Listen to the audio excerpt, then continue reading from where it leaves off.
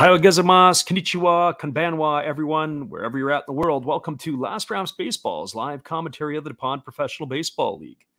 Commentary and views are our opinions and are not affiliated with the NPB, the Pacific League, Central League, or their sponsors. We are giving English reports on the game being played and hope that English-speaking fans around the globe can enjoy the games on YouTube and Twitch along with us. Tonight, we are bringing you the second game of the three-game series between the Orix Buffaloes and the Tohoku Rakuten Golden Eagles. And it is a follow-up to last night where the Orix Buffaloes and the Golden Eagles sent their aces to the hill. And it was the pitching of Masahiro Tanaka, who went 7 shutout innings to knock off the Buffaloes 7-3 last night. That was the deciding factor as he took care of Yoshinobu Yamamoto. And so now the starting lineups, and first of all, we're going to begin with the visitors from Orix. Leading off and playing in center field wearing number 1 is Shohei Fukuda. Batting second, playing third base is Yuma Mune. Hitting third and left field wearing number 67 is Kaida Nakagawa.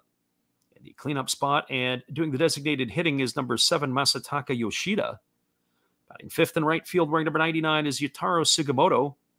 Batting sixth at second base wearing number 3 is Ryo Adachi. Batting seventh, the first baseman wearing 00 is Ryota Ishioka. Batting eighth and playing shortstop is number 24, Kataro Kobayashi. And batting ninth and doing the catching is Kenya Wakatsuki. And they are going to be facing a left-hander in Wataru Kirishima. He has a 2-1 record on the season with 40 and a third innings pitched. He's allowed 27 hits, 8 runs, all of which earned, 11 walks, and 22 strikeouts. He's got an ERA of 1.79. And now the starting lineup for the home team for the Tohoku Rakuten Golden Eagles. Leading off and playing shortstop wearing number 0 is Hiroto Kobakata. Batting second and playing first base wearing number 33 is Jinji. Batting third and playing second base wearing number 3 is Hideto Asamura. The cleanup spot and playing in left field wearing number 35 is Hiroki Shimouchi. Batting fifth and playing third base wearing number 5 is Igoro Moji. Batting sixth in right field wearing number 25 is Kelki Tanaka. Batting seventh and doing the designated hitting wearing number 26 is Jinjiro Sumatani. Batting eighth in center field wearing number 8 is Ryosuke Tatsumi. And batting ninth and doing the catching is number 2, Hikari Oda. And they are also sending a left-hander to the mound in the Orix Buffaloes. It'll be Daiki Tajima. He boasts a 5-3 record on the year. He's got 72, 8 2/3 innings under his belt. He's given up 68 hits, 19 runs, 19 earned. He's walked 23 and struck out 61, and he's got an ERA of 2.17. And so that are your lineups. The starting pitcher, Kirishima, is getting his warm-up tosses in. We want to welcome everybody to the stream, and we'll be back in 30 seconds with the call and all the action here in the top of the first inning. Hang tight, everybody.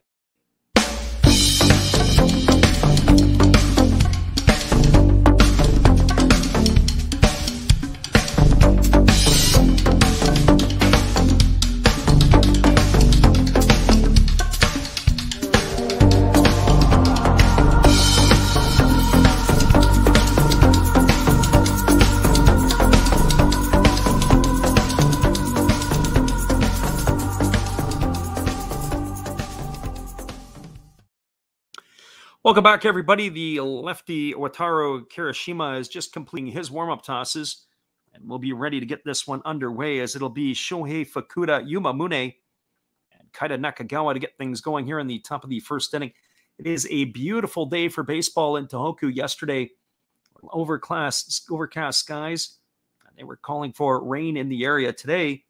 It is looking beautiful, and there doesn't look like it looks like the thunderstorms have passed.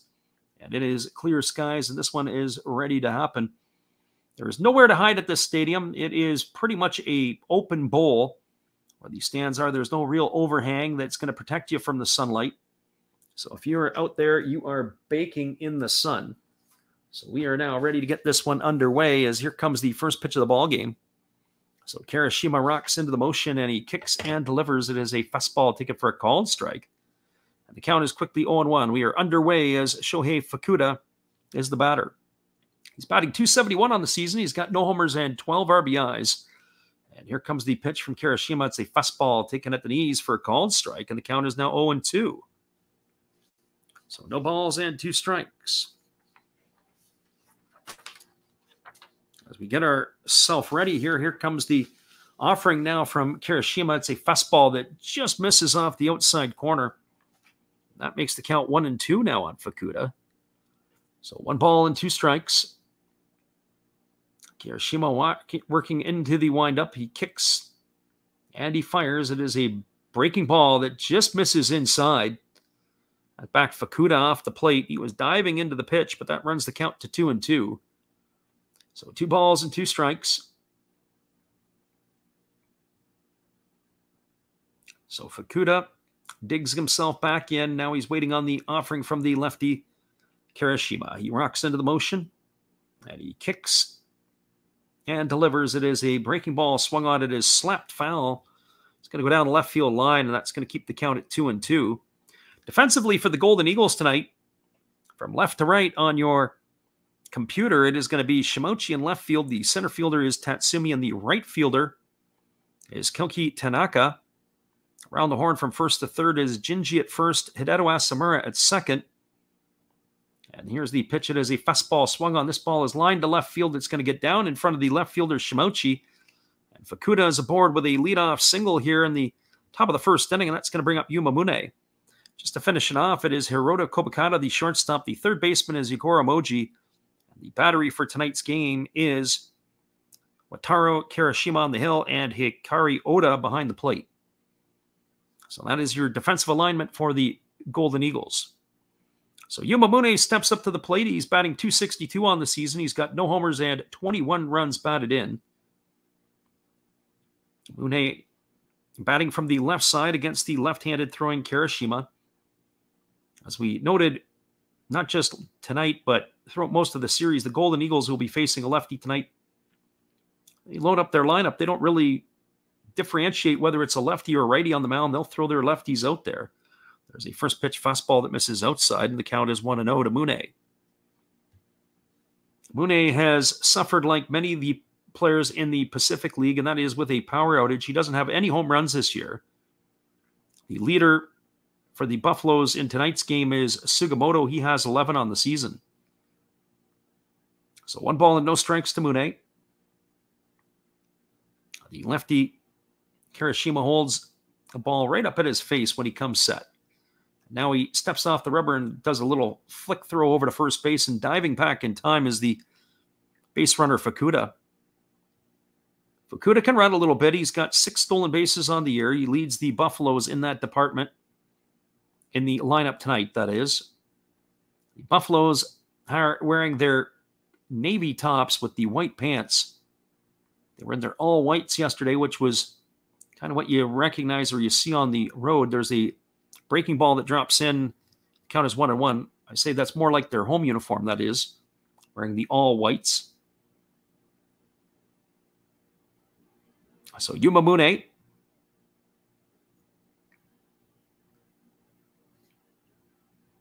waiting on the offering now from Kirishima. It's 1 ball and 1 strike. Fukuda has got a healthy lead over at first base. He's really going to test the lefty Kirishima here.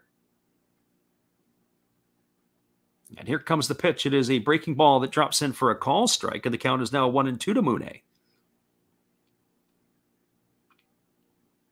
It's pretty much a very similar lineup to last night. Fukuda for the Buffaloes did not get the start. He came in later in the ballgame. Ishioka was actually in left field last night, but he's been dropped down in the batting order. He's playing first base tonight. There is a little bit of shuffling going on, but pretty much the very similar lineup. So here comes the 1-2 offering. As the lefty Kirishima holds set. And instead he throws over to first base, and again diving back in time as the base runner Fukuda. And still 1 ball and 2 strikes to Mune. So in some ways I'm a little surprised that maybe Orix didn't try to bunt here. Mune can put the ball on the ground. He does bunt fairly well. So here comes the 1-2 offering as Kirishima comes set. And now he kicks and delivers. It is a fastball swung on. It is lifted into shallow left field. Coming hard on it is the left fielder. That is Shimouchi, who's going to make the catch. That is going to retire Mune for the first out of the inning. Shimouchi really had to come hard on it. Kobakata, you're a little surprised that he didn't go out as aggressively as he did. Looks like the wind was taking it for a ride and bringing it back into the infield. But one gone here in the first inning, and that's going to bring up the left fielder, Kaida Nakagawa. Nakagawa is having a decent year this year. He's batting .302. He's got a couple of homers and 25 runs batted in. He is 61 for 202 on the season. We saw last night when he got his 200th at bat. So here comes the pitch to Nakagawa. It's a breaking ball that misses outside, and the count is 1-0. Just as a reminder, we will be back on the airwaves again and streaming tomorrow night for a rare Monday baseball game in Japan. It is going to be the same two teams. Will go at 10 o'clock Pacific or 1 a.m. Eastern. If you can make it in and join us, we'd be happy to have you there. So 1 ball and no strikes to Nakagawa. The lefty Kirishima comes set.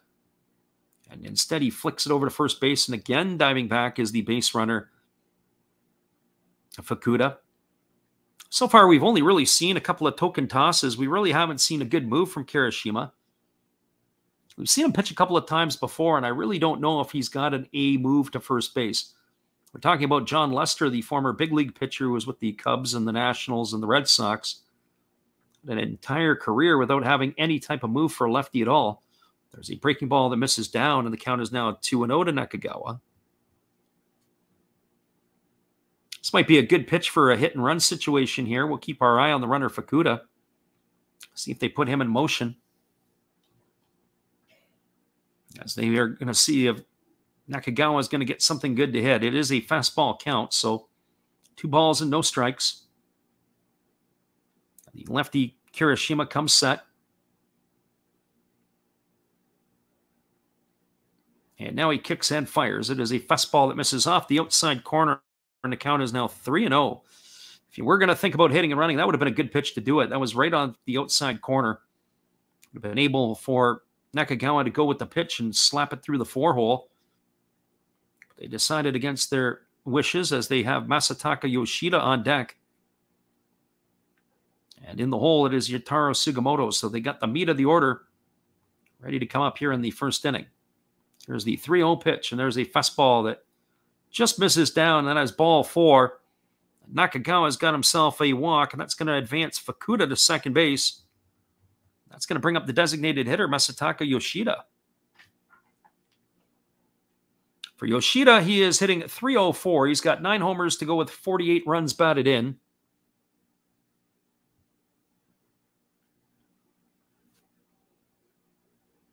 As we wait here, the pitcher, Kirishima, really works at a methodical pace as soon as he puts runners on. So once the runners get on, we can pretty much anticipate this game is going to screech to a halt. So Yoshida steps up. He's batting .302 on the season. Check that, .304 on the season. He's got 9 homers and 48 runs batted in. And here comes the first offering from Kirishima. It's a breaking ball that swung on and grounded foul over on the first base side. The count is quickly 0-1. So no balls and 1 strike. It is a beautiful day for baseball, as we said in Tohoku, after the rain and the thunderstorms have moved on their way. We're excited for this game here today. So here comes the 0-1 offering to Yoshida. As Kirishima holds set. He checks the runner at first. And now he delivers. It is a fastball swung on and missed. That's going to run the count now to 0-2 on Yoshida. I think Yoshida might have liked to have had that one back, as that pitch was right in his wheelhouse.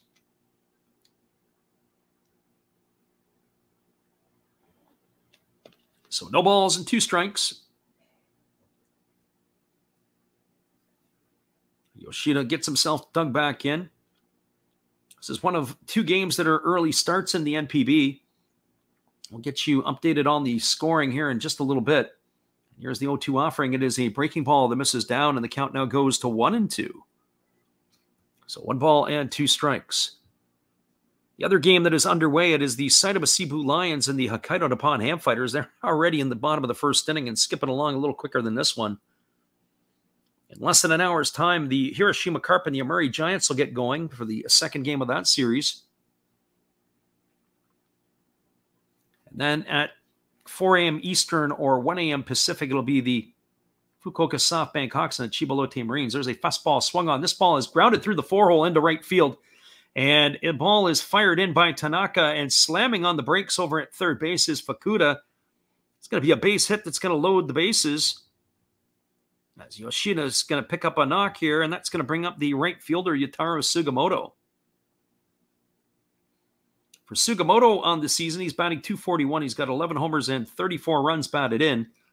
In last night's ball game, he went the opposite field for a 3-run shot last night. It looked like the Buffaloes were about to be buried, but he hit a 3-run homer, and he made it a little bit more entertaining in the 9th inning, as they did have some runners on and some chances to cross some more runs across the plate. But Sugimoto, the big fella, has finally got on track. He really started the season slowly. He was languishing in the 150 range early on, but now that he's getting a chance to swing the bat, he's producing here, as he's got those 11 homers and 34 RBIs now. So here comes the offering from Kirishima, who delivers. It's a breaking ball that misses inside, and the count is 1-0. So 1 ball and no strikes. The Buffaloes are threatening here as they have the bases loaded. And only 1 out here in the top of the first inning. Kirishima, you hold set. And now he is ready to deliver. He kicks and fires. It is a breaking ball that misses down, and the count is now 2-0. While Sugimoto is going to get himself a good pitch to hit here, one would think he doesn't want to go to 3-0. There's nowhere to put him. The bases are loaded, full of Buffaloes, and they're ready to make a stampede here. All over the base paths. So the Golden Eagles are coming out of the gate slowly, as is their starter, Kirishima. So here we go. He comes set, as he's got the sign from Oda. And now he's ready to deliver. And he kicks and fires. It's a breaking ball swung on. This ball is belted foul down the left field line. It's going to run the count to 2 balls and 1 strike. There's no real mystery about Kirishima. He doesn't have overpowering stuff. He's worked those 40 in the 3rd innings this year, and he's struck out 22. He is really a pitch-to-contact type of pitcher. But you just don't want to have hard contact, so he's going to try to find a way to keep the hitters off balance. The way that the Eagles are playing this is that they've got the middle in double play depth. The third baseman, Moji, is about 3 or 4 steps behind the bag, as he will most likely look to go for 2 as well. So here comes the 2-1 offering. That's a breaking ball that drops in for a called strike, and now the count is 2-2. So 2 balls and 2 strikes to Sugimoto. The second baseman, Ryo Adachi, will wait his turn on deck. This Buffalo batting order has some guys that can string hits together. They can put up some runs in a hurry, as we saw last night with the 3-run homer by Sugimoto. But outside of that, they really haven't dinked and dunked in the games we've seen them here this year. And here comes the 2-2 pitch. It's a breaking ball that misses down. And the count is now 3-2 to Sugimoto.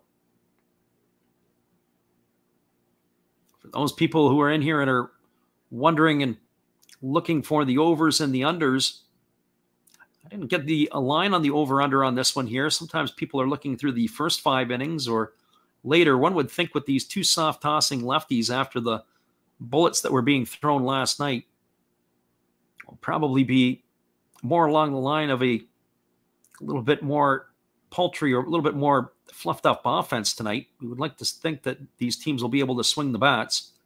And here's a fastball swung on. It is lined foul just past the first base dugout, and that's going to keep the count at 3-2. Sugimoto has asked the home plate umpire if he can go and exchange something. We're going to see what's happening here. What just happened? They call a balk here because the Buffaloes have got somebody here as they've just crossed the plate. It looks like that they've just, that is ball 4 now to Sugimoto, and that is going to bring out the, is that the manager or is that the pitching coach? Because normally it looks like it's the manager. Sugimoto has got his way down to first base. So I wonder if there was a catcher's interference situation there. They are explaining to the crowd what had happened. It's too bad my Japanese isn't as on song as everything else. Koyama, the pitching coach, is out to talk. So it must have been a catcher's interference situation. So that applied everybody advanced the base, because the balk would just bring the runners home and it would still keep Sugimoto there. So as we watch it again, there it is. And absolutely, it was catcher's interference. That's going to be an error on the catcher. Sugimoto goes to first. Yoshida advances to second. The runner Nakagawa goes to third, and scoring was Fukuda. So the bases are still loaded, and it's Ryo Adachi coming to the plate with only 1 out here in the top of the first inning. So Adachi's got the hands way out in front of him, and he's waiting on the offering now from the lefty Kirishima, and there's a fastball that misses outside, and the count is 1-0. Well, I would think at this point that the Eagles need to have an emergency situation in plan here, because their starter here has not been throwing enough strikes. You would like to think that the bullpen is probably on high alert, if not getting stretched out right now. Here comes the 1-0 offering. Kirishima holds set. And now he kicks and delivers. There's a fastball that catches the outside corner for a called strike, and the count is 1-1. That stood up Adachi because he wasn't impressed with that pitch. The pitch looked like it was off the outside part of the plate. That caught him by surprise. He thought he was going to be at 2-0. So instead it is 1-1. And now the lefty is ready to go again. So Kirishima holds set. And now he kicks and delivers. It's a fastball that just misses outside. Sure looked like it was the same location as the last pitch. I have to see that one again on the replay. It would be kind of cool to be overlay those two pitches. That pitch there looked like it was pretty much in the same location as the one before. So it's 2 balls and 1 strike to Adachi. Again, Kirishima comes set. Bases are full of Buffaloes. And here's the pitch. It is a breaking ball that misses down. It's now 3-1. So 3 balls and 1 strike. Kirishima really struggling here, as this is the 6th batter to come to bat in the inning. There's only one away. It was the fly ball to left field off the bat of Yumamune that has registered the 1 out in the inning. So here comes the 3-1 pitch. Again, Kirishima holds, and he kicks and fires. It is a fastball swung on.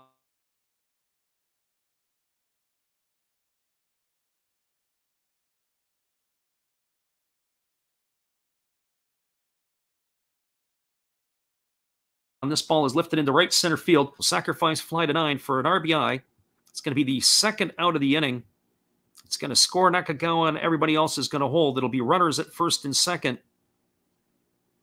Interesting that Masataka Yoshida held. I would have to say that probably that would have been an interesting spot. Why he decided to hold, I don't know. Sometimes you see a lot of teams on fly balls to right field. The runner at second base would tag and go, at least trying to draw the throw. If they get thrown out there, then at least it wasn't at the plate. But that's where we have it. So Yoshida gets his lead at second. Establishing his lead at first is Sugimoto. And Brian Solera is in the house tonight. There's a breaking ball that misses down and away, and the count is 1-0.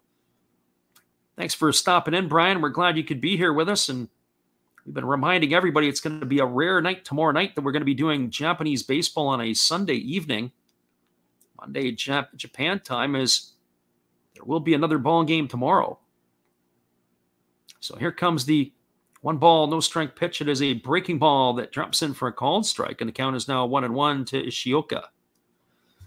Ishioka is batting .250 on the season. He's got no homers and no RBIs. He got the start in last night's game in left field. Today he gets the nod at first base. So here comes the 1-1 offering, as Kirishima holds set.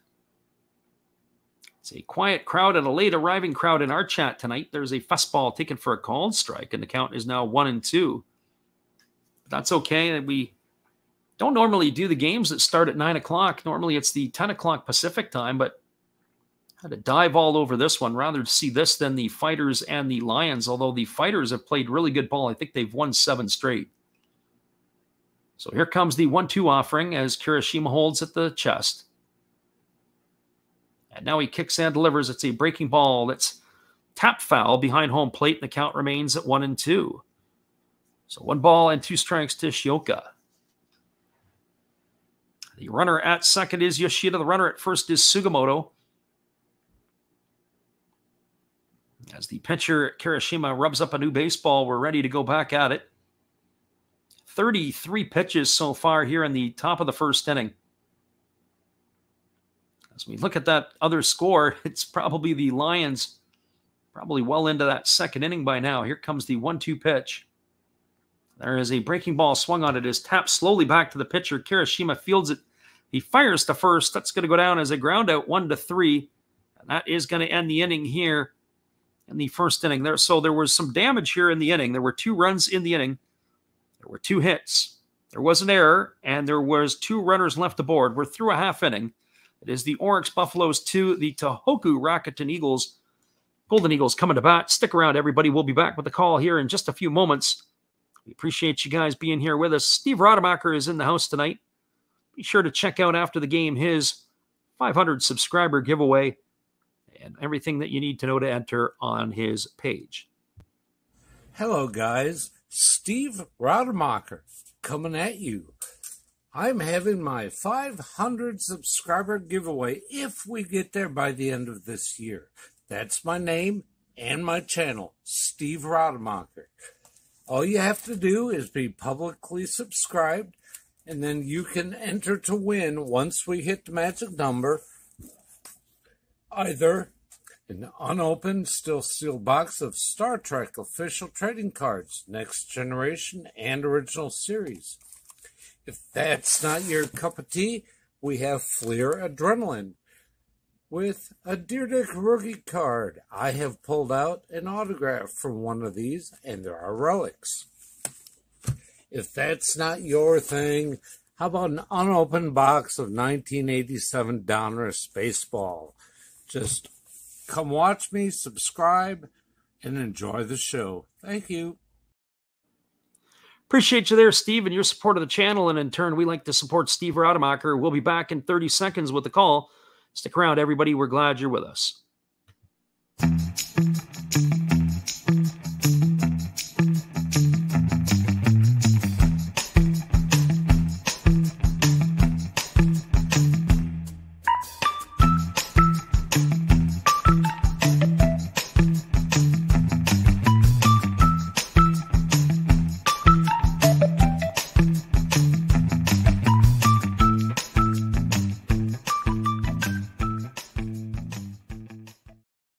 Welcome back, everybody. We're moving to the bottom of the first inning. It's the top of the order coming up for the Golden Eagles. That'll be Hiroto Kobakata, Jinji, and Hideno Asamura.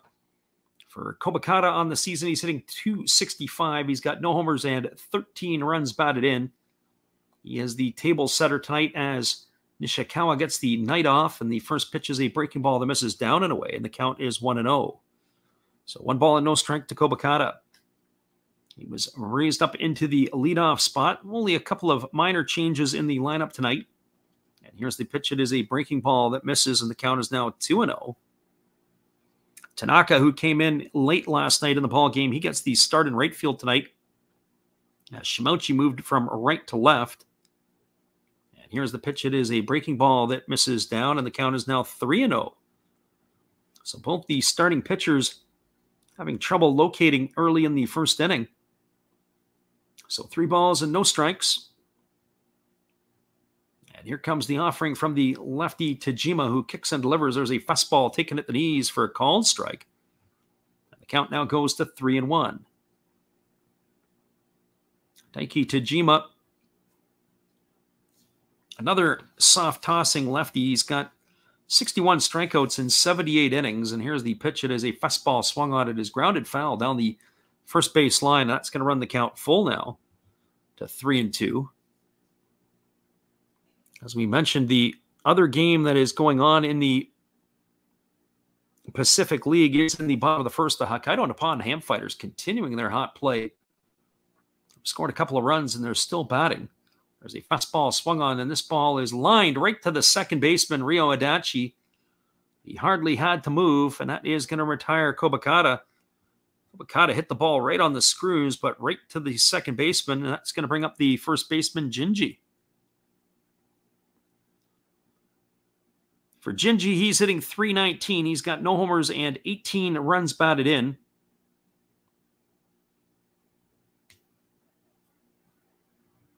Watching some of the highlights as they're running through from last night, Jinji knocked in the first run of the ball game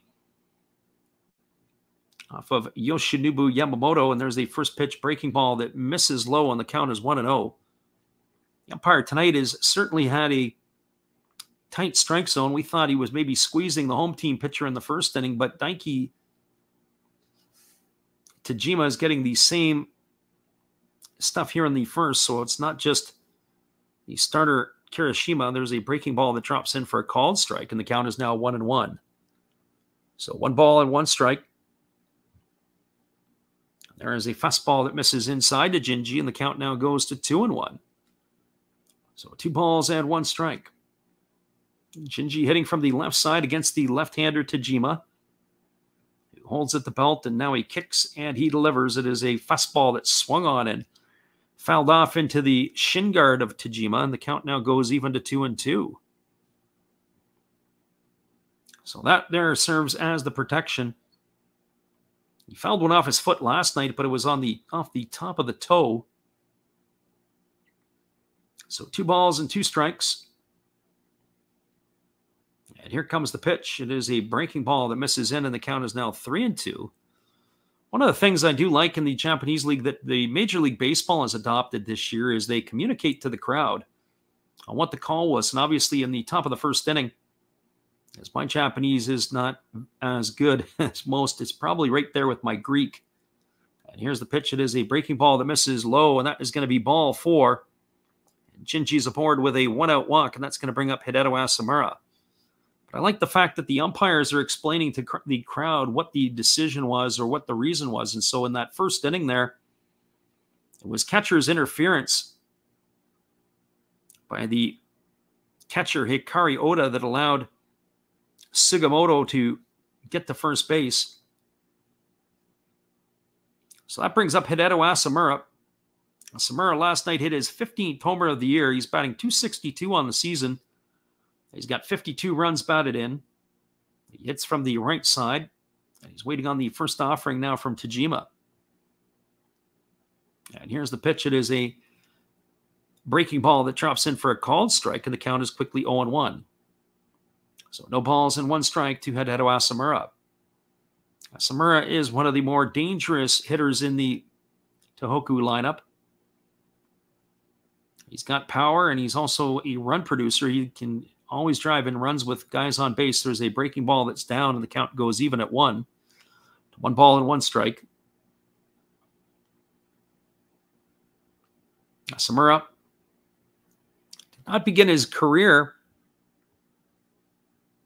with the Tohoku Rakuten Golden Eagles. He actually had a very long career with the Saitama Seibu Lions. It was in 2019 that he came over to the Golden Eagles. There's a breaking ball swung on it. It is lifted into deep center field, drifting back onto the warning track and making the catch in front of the wall is Shohei Fukuda. And Jinji is going to have to retreat all the way back to first base, as that is going to retire Asamura. He just missed that one. The ball is blowing out to right center field, so it really carried, but it just didn't carry far enough as he has gone for the second out of the inning, and that's going to leave it up to the left fielder, Hiroki Shimouchi. Shimouchi last night knocked in a run in the first game of this series. He's hitting .288 on the campaign. He's got 6 homers and 40 runs batted in. He waggles the bat. He's waiting on the offering here from the lefty Tajima, and instead Tajima throws over to first as he steps off the backside. And same thing, neither of these pitchers here have shown anything remotely impressive as a move to first base. I have to think they're probably using a read move where they're just lifting up and then throwing over. And here comes the pitch to Shimochi. It's a breaking ball swung on. This ball is grounded up the middle into center field. Jinji's going to throw on the brakes and stop at second base. But Shimochi's got himself a single, and that's going to put runners at first and second. It's going to bring up Igoro Moji. For Moji on the season, he's hitting .224. He's got 4 homers and 7 RBIs. He's kind of struggled to get things going. So he bats from the left side against the left-handed throwing Tajima. As we said, there are a number of left-handed hitters in this batting order. It really doesn't make any difference to the Golden Eagles whether it's a lefty or a righty on the mound. They keep rolling the lefties out. So Moji steps in, and he's now ready on the first offering from Tajima. It's a breaking ball that misses down, and the count is 1-0. The way these two pitchers have operated so far, you would think that neither one will be around past the 5th inning tonight with the amount of pitches they've thrown. 17 so far already for Tajima. He's got a better chance to sniff the 6th than his counterpart, Kirishima. And here's the pitch. It is a fastball swung on it. It's grounded over to second. Adachi fields it. He throws to first. And Moji is retired on a ground out 4-3 for out number 3. So in this bottom of the half first inning, there was no runs, a hit, no errors, and 2 runners left aboard. We're now through 1 complete. It is the Orix Buffaloes 2, the Tohoku Rakuten Golden Eagles nothing. Stick around, everybody. We'll be right back as the living room is in the house for this one. Hold tight, guys. We're glad you guys are with us.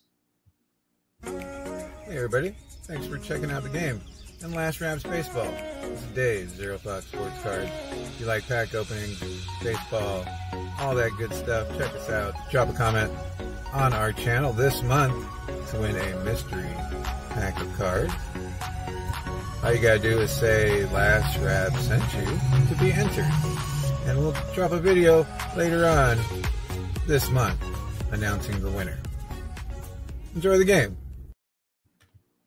Appreciate you, Dave, and Zero Fox Sports. Be sure after the game to go check them out at the Game Changer Lounge. We'll be back in just a moment, everybody, with the call at the top of the 2nd inning. 2-0 Buffaloes.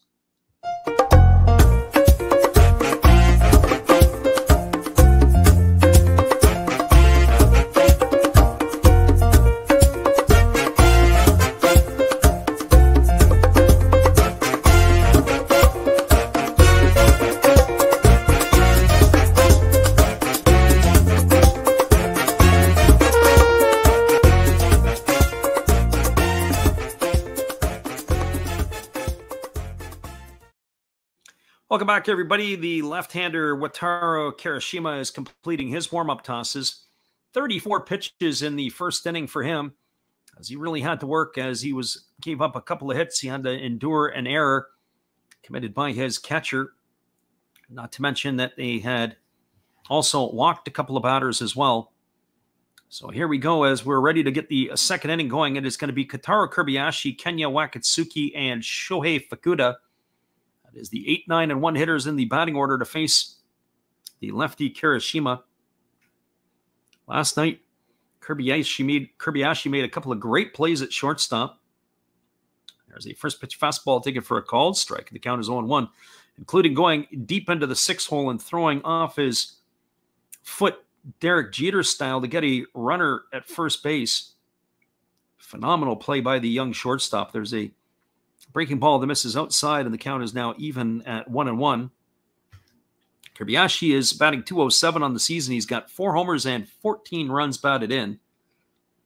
And here he rocks into the motion, and he kicks and delivers. It's a breaking ball swung on. It is grounded over to third. Moji fields it. He fires to first. And that is going to retire Kobayashi for the first out of the inning. It goes as a ground out, 5-3 for out number 1. And that'll bring up the catcher, Kenya Wakatsuki.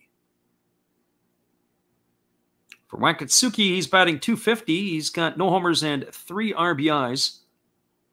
He gets the nod behind the plate tonight. He got things going last night. He was replaced by Tongu a little late in the game. So he digs himself in. He too wears a shin guard on his lead leg. And here comes the first offering from Kirishima, who kicks and delivers. It's a fastball, misses up and away, and the count is 1-0. So 1 ball and no strikes. 72 at bat so far for the young catcher. As he waits on the offering from the lefty Kirishima, there's a fastball that drops in for a called strike, and the count is now 1-1. As we said, nothing overpowering about the lefty for either team, or this one, or for the Orix Buffaloes.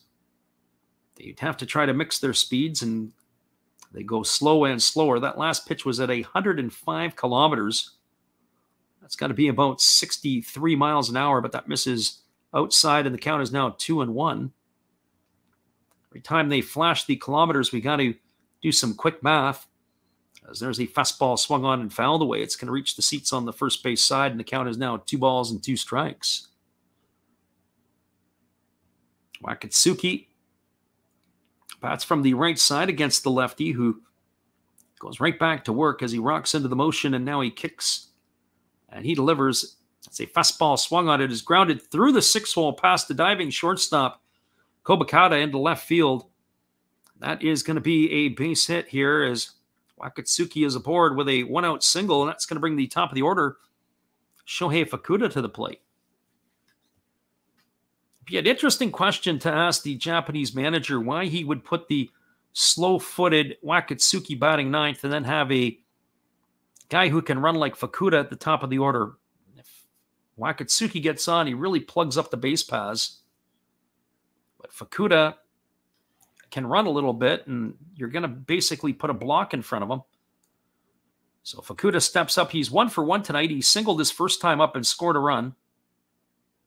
Only the manager would know the answer to that. There's a fastball swung on. This is grounded to the shortstop Kobakata. Over to second for 1, but they're not going to be able to turn the double play. It's going to be a fielder's choice. That's going to erase Wakatsuki at second. He's going to be retired 6-4 for the second out of the inning, and that will bring up the third baseman, Yuma Mune. For Mune tonight, he is 0 for 1. He flew out to left field his first time up. This would be a situation that I think you got to keep an eye on Fukuda. Fukuda can steal the base, then he's in scoring position. You got 2, 3, 4 coming up. If not, then basically Mune is your leadoff hitter next inning with the 3, 4, and 5 guys to follow. So here comes the first offering from Wakatsuki, who kicks and delivers. It is a fastball that misses down, and the count is 1-0. So 1 ball and no strikes to Mune. Just as a reminder, we mentioned it earlier at the top of the stream that we are going to be doing a game again tomorrow night, a rare Monday game in Japan, but not just a Monday game, a day game. So it'll be 10 o'clock Pacific or 1 a.m. Eastern. We'll be back at it again. The same 2 teams will go head-to-head for the final game of the series. And here's the pitch. It is a fastball swung on. This ball is lifted into right field. It's going to get down for a base hit in front of Tanaka. He fields it. Digging for third is Fukuda, and he's going to get in there standing up. Yuma Mune has a base hit. It's always fun to watch the runners go first to third, and that is one of those situations there. They got some guys who can run. And Fukuda is one of them. So now they got runners on the corners, and that's going to bring up Kaida Nakagawa to the plate. For Nakagawa, he has walked his first time up and scored a run. He's hitting .302. He's got a couple of homers and 25 RBIs. So the Buffaloes have kicked up their heels, and they're looking to have a stampede on the base paths yet again, as they scored 2 in the first inning, and they're threatening here for more with 2 out.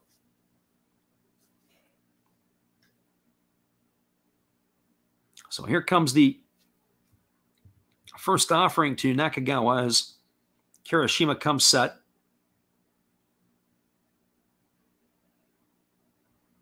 And now he kicks and delivers. It is a breaking ball that misses inside, and the count is 1-0. They certainly are looking to pad on to this lead.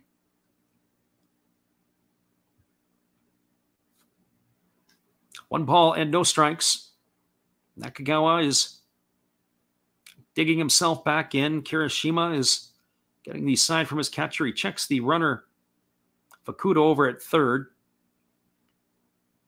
And here comes the 1-0 offering. He kicks and he delivers. It's a breaking ball that drops in for a called strike, and the count is 1-1. If I'm the player, I'd probably lean back to the umpire and ask him if that's as high as he goes, because that pitch was a little bit up in the zone. Maybe a little bit too much for my liking, but Nakagawa really didn't say a whole lot. So 1 ball and 1 strike. Nakagawa waggles the bat. He's got a slightly open stance as he waits on the offering now from Kirishima. As Kirishima is set. And now he kicks and delivers. It's a fastball swung on, and this ball whistles right by the third base coach, who has to do a bit of a limbo to stay out of the way. The ball was rocketed right by him there. So 1 ball and 2 strikes now to Nakagawa. Gonna have to straighten that one out a bit. Now the catcher Oda steps up in front of the plate. He's flashing the signs with the runners at first and third. They're concerned about the defense. Will they put the runner Mune in motion? Will they try to have some shenanigans going on? Mune can run a little bit. He's got 3 stolen bases, but that's a bit deceiving. He can get around the base paths. Here comes the 1-2 pitch. Kirishima delivers. It's a breaking ball swung on. This ball is lifted into left center field. This ball's trouble. It's going to get down. It's cut off by Shimochi. 1 run is in and cruising into second base. And the other run, Mune is going to score all the way from first base. And that is going to increase the Buffalo lead to 4-0 here in the top of the second inning. It is a 2-run double by Nakamura. And the Buffaloes are kicking up their heels and doing some damage here in the second inning. It's going to bring up the designated hitter, Masataka Yoshida. For Yoshida, he is 1 for 1 tonight. He singled his first time up, but he was stranded at second base. The left-hander Tajima is up and throwing in front of the dugout as he's trying to stay loose. The Eagles really didn't have to tax their bullpen last night. They did use their closer in the 9th, as Tanaka was able to give them 7 innings, so they have a fairly well-rested bullpen entering into tonight's game, but one would think that they'd like to get a little bit more out of Kirishima. They have to start turning it over to the bullpen. So 49 pitches for the lefty. Here comes pitch number 50 to Yoshida. He kicks and delivers. It's a fastball swung on. This ball is lifted into deep left center field. Racing back and making the catch is the center fielder Tatsumi on the run. What a job by Tatsumi. I thought for sure that he may have made a poor route on that ball, but he was able to reach up and make the catch, and that is going to do it here in the second inning. So for the Orix Buffaloes in their half of the second, there was 2 runs. There was 3 hits. There were no errors, and there was 1 runner left aboard. We are now through an inning and a half in Tohoku. It is the Orix Buffaloes 4, the Tohoku Rakuten Golden Eagles nothing. Stick around, everybody. We'll be back in just a couple moments after this from our friend Steve. Hello, guys. Thank you for joining Freddie here on his baseball game. And I'm Steve Rademacher, and my channel is really all about everybody, including all my international friends. We have such stuff as non-sport packs from Canada, the OP Cheese. We have the Greek Freak. We have money from around the world. We have lira. We have yen. We have francs. We have pounds. We have Deutschmarks. We have all kinds of cool stuff like that. We even have some cooler things like Japanese women wrestlers and OPC baseball cards where I cannot read the back. We even have unopened material like the royal family, I know it's backwards, from London, England. Thank you for watching. Back to Freddie. Appreciate you there, Steve. We're going to be back with the call at the bottom of the second inning in just a moment, as Tajima has completed his warm-up tosses. We're glad you guys are with us. Hang tight, everybody. We'll be back in just a moment. Thanks for checking out Freddie and Last Raps Baseball. It's time to announce the winners of this month's Mystery pack. Boom. Josh S., you're the winner. Congratulations.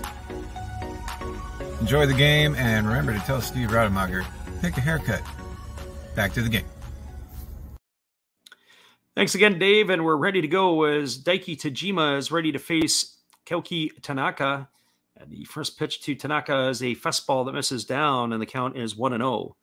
Tanaka on the season's only batting 125. He's got a homer and 3 RBIs. He came in last night as a defensive replacement late in the game. And he is batting here against the lefty Tajima, and there's a fastball that drops in for a called strike, and the count is 1-1. Tanaka, Simatani, and Tatsumi here in the bottom half of the second inning. Golden Eagles got that win last night, but it's been far and few between recently. They've really struggled since that large winning streak they had earlier this year. There's a breaking ball that misses down, and the count is now 2-1 to Tanaka. Able to string together wins is a bit of a challenge. Their bullpen has let them down a little bit. Their starting pitching has let them down. Their hitting has let them down. There's a fastball swung on. Is lifted into deep right field, racing back, and this ball is going to get over the head of the right fielder Sugimoto, and cruising into second base with a leadoff double is Tanaka, as he is going to get things going here in the second inning. That is going to bring up the designated hitter, Jinjiro Sumatani. Sumatani was in the lineup last night, but he was behind the plate.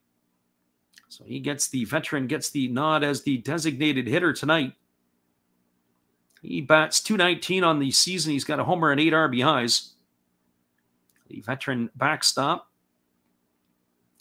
It's the opportunity to play here against the left-hander Tajima. So Tanaka establishes his lead at second. The lefty Tajima holds at the belt. And now he kicks and delivers. It's a fastball that misses down and in, and the count is 1-0. So 1 ball and no strikes to Simatani.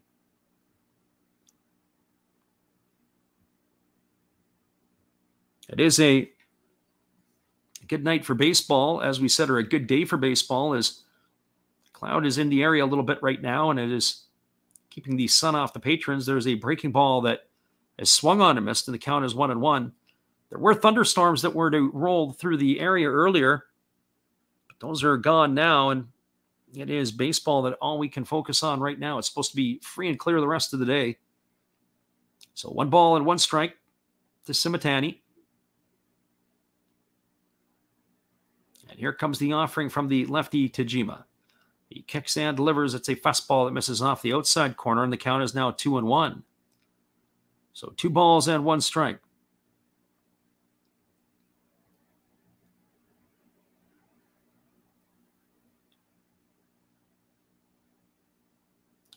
So Tajima holds set at the belt. He checks the runner at second.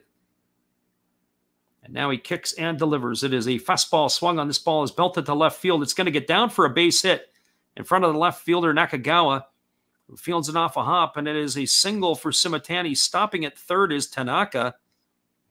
That's going to put runners on the corners, and it's going to bring up Ryosuke Tatsumi to the plate.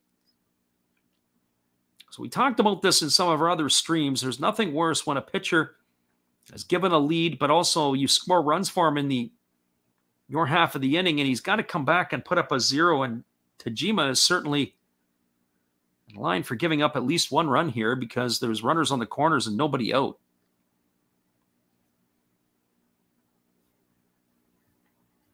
So stepping out in front is the catcher, Wakatsuki. Flashes the first and third signs. Waggling the bat is the left-handed stick of Tatsumi. And here comes the first offering from Tajima. He kicks and he delivers. It is a fastball swung on and missed, and the count is quickly 0-1. So left-hander versus the left-hander. As we mentioned earlier, they do not shy away from this. The Golden Eagles, they can run left-handed sticks out there regular. They have 4 in the lineup tonight by my count. Actually 5, because I didn't mark Kobakata down as 1. Here comes the 0-1 pitch. There's a fastball swung on it. It's going to land in the seats for a souvenir down the third base line. That's going to run the count now to 0-2. So no balls and 2 strikes. Tatsumi is in the 8th spot in the order tonight. The crowd is on their feet and they're cheering their star on. Here comes the 0-2 pitch. There's a breaking ball that just misses inside, and the count is 1-2. That was a bad miss by Tajima. We're talking about command and control. The catcher was sent up outside. And Tajima missed with that breaking ball inside. The catcher, Wakatsuki, had to go across his body to have to retrieve that. When you're missing on the inside part of the plate and you're set up on the outside part of the plate, that's a bad miss. So they set up outside again for Tatsumi. Here's the pitch. It is a fastball that just misses off the outside corner. And that's a good miss because that was only a couple inches off the plate. They were trying to induce Tatsumi into a swing, and he was able to be disciplined to hold off. That's going to run the count now to 2-2. So 2 balls and 2 strikes. Tatsumi has 5 homers and 15 RBIs on the year. He'll also be a tough guy to double up. He does have some wheels. So here's the 2-2 pitch. And Tajima delivers it as a breaking ball that misses down, and the count now runs to 3-2. So 3 balls and 2 strikes. Keep an eye on Simitani to see if they put him in motion to maybe stay out of the double play potential. They do have the corners are in, looking to possibly cut a runoff at the plate. I'm not sure why they would do that. They've got the third baseman, Mune, in on the grass at 3-2. So here comes the pitch. It is a breaking ball swung on. It is grounded over to short. They flip it to second for 1. Back to first. It's in time for a double play. It is going to get a run in, though, as Tanaka has crossed the plate. No RBI will be given to Tatsumi as he grounds into that 6-4-3 double play, erasing Simitani over at second for the first out. So that is going to clear the bases, and that'll bring up the catcher, Hikari Oda. For Oda, he is batting .259 on the season. He's got a homer and 8 runs batted in. It's always kind of funny when you look into the dugouts in the Japanese dugouts, the seats that the players have. It looks like they've got like a gaming seat. You ever see those people sitting in front of their computers with in the gaming lounges? There's a fastball that's taken for a called strike, and the count is 0-1. Or maybe even like a first-class seat on an airplane. That's what the seats look like in the home dugout. There's the breaking ball that misses down, and the count is now 1-1. And in some ways, I can kind of understand it because you look at it, you say, you got to be comfortable. You might not sit here somewhere. You look at the dugouts in North America, and the guys are either leaning up on the fence or they got to go sit right at the back, or they sit up on sort of that shelf part. They're not seated right on the bench. Here's the 1-1 pitch, and there's a fastball that spiked into the ground, and the count now goes to 2-1 on Oda. So 2 balls and 1 strike. Tajima, the lefty, has got a 4-1 lead here now as the Eagles have clawed one back in the second inning. And here comes the pitch. It is a fastball swung on. This ball is belted to deep right center field. Racing over is Fukuda, and he's going to make the catch. And that is going to do it here for the Golden Eagles in their half of the inning. There was a run in the inning on 1 hit. There was no errors, and nobody left the board. We are now through 2 complete. It is the Orix Buffaloes 4, the Tohoku Rakuten Golden Eagles 1. Stick around, everybody. We'll be back with the call at the top of the 3rd inning when we return. We appreciate you all for being here.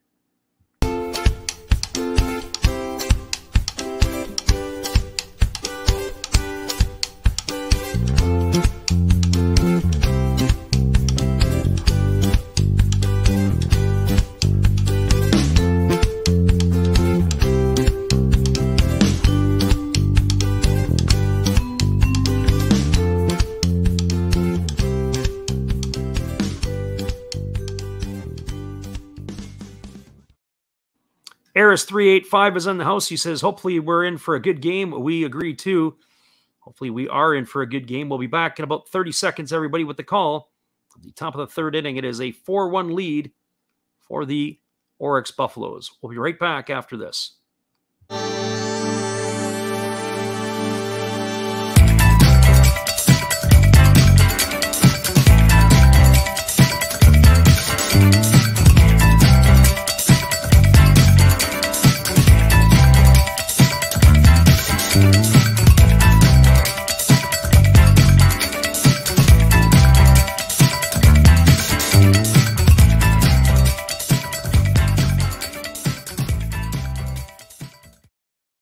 Welcome back, everybody. CV Baseball Card Collector has joined us as well. We appreciate you for stopping in. And it is going to be in the top of the third inning, Yutaro Sugimoto, Ryo Adachi, and Ryota Ishioka going to bat here for the Buffaloes. That means it's going to be the 5, 6, and 7 hitters to face the left-hander Wataru Kirishima. Our friend CV Baseball Card Collector made it in last night. We appreciated you for getting there at the end. Tonight, you got in a little bit early in the game. As we're here in the top of the third inning, it's a 4-1 Buffalo lead as the Eagles just got one back in the bottom of the second. So Sugimoto will step to the plate. He reached on the error by the catcher. It was catcher's interference. Allowed him to reach first base, and that brought home the first run of the ball game. So he's waiting here on the first offering from Kirishima, who kicks and delivers. There's a breaking ball that drops in for a called strike. And the count is 0-1. Sugimoto homered in last night's game. As we said, it was a 3-run shot. Was able to cut into the lead and make it an entertaining finale. There's a breaking ball that misses down, and the count is now 1-1. So 1 ball and 1 strike. Last night's game, it was rather lopsided because the Eagles jumped out to that 7-0 lead. And then when the Buffaloes got 3 back, it was almost too little too late. But it was entertaining for the 9th inning as the Eagles had to bring their closer in. There's a breaking ball that swung on its foul over on the third base side. The count is 1-2. Really, with 1 or 2 clutch hits, might have been a nail-biter for the Golden Eagles late in the game after having that commanding lead.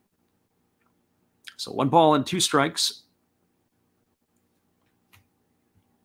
50 pitches through the first 2 innings for the lefty Kirishima. He kicks and delivers. There's a fastball swung on it. Is grounded over to second. Fielded neatly by the second baseman, Asamura. He throws to first. Sugimoto is retired. It's going to go down as a ground out 4-3. He is gone for out number 1, and that is going to bring up the second baseman, Ryo Adachi. Our friend, the living room, who was in here earlier, don't know if he was watching the CFL games today. I think it was the Tiger Cats got their first win. As I said, I live in a CFL marketplace, but can't really be bothered in watching it. The game itself doesn't really interest me. There's a fastball that misses down, and the count is 1-0. And the irony of it is where the living room lives, the football that's played in that area of the country, they play 3-down football, just like they do in the Canadian rules. Here's a pitch. It's a breaking ball that drops in, and the count is 1-1. But out on the West Coast, they play 4-down football. They play national high school rules out of the United States. So go figure. Here you've got a marketplace that says they're going to play American rules, but yet they got the Canadian team here. And there's a fastball swung on it. It is lined back to the pitcher. A leaping catch by Kirishima to haul that one in as Adachi is gone for the second out of the inning. A nice play by the pitcher. It's going to bring up the first baseman, Ryota Ishioka.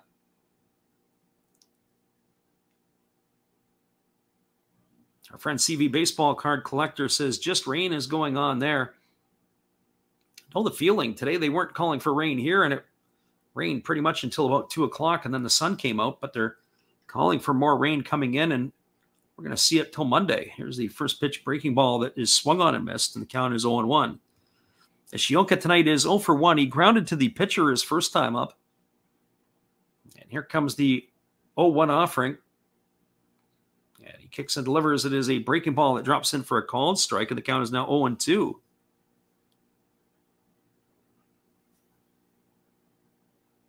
Our friend the living room says a lot of our high school and college players make it to the NFL. It's crazy. Well, I wouldn't say a lot, but there's been, I think, about 12 or 13, and there's a breaking ball that is taken for a called third strike, and Ishikawa is gone for out number 3 here, and that is going to do it in the third inning.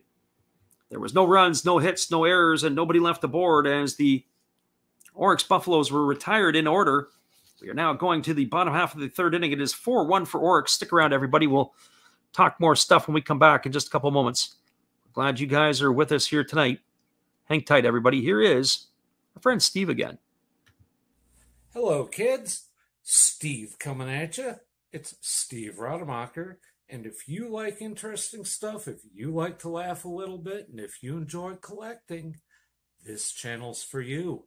If you like non-sport cards, we have them. You like pseudo-sport cards, we open them. Even if you like entire boxes of completely pointless stuff or other sports, we have everything here. I drop a different video every day, and there's always a theme to it, from No Filter Friday to Saturday morning cartoons, even Sunday shoutouts. Once in a while, we'll get a little froggy and show Money Money Monday, where I showcase a bunch of my currency. We have Legos, we have Star Wars, we have a good time. We even have my brother on Takeover Tuesday. Be there or be square. Back to Freddy.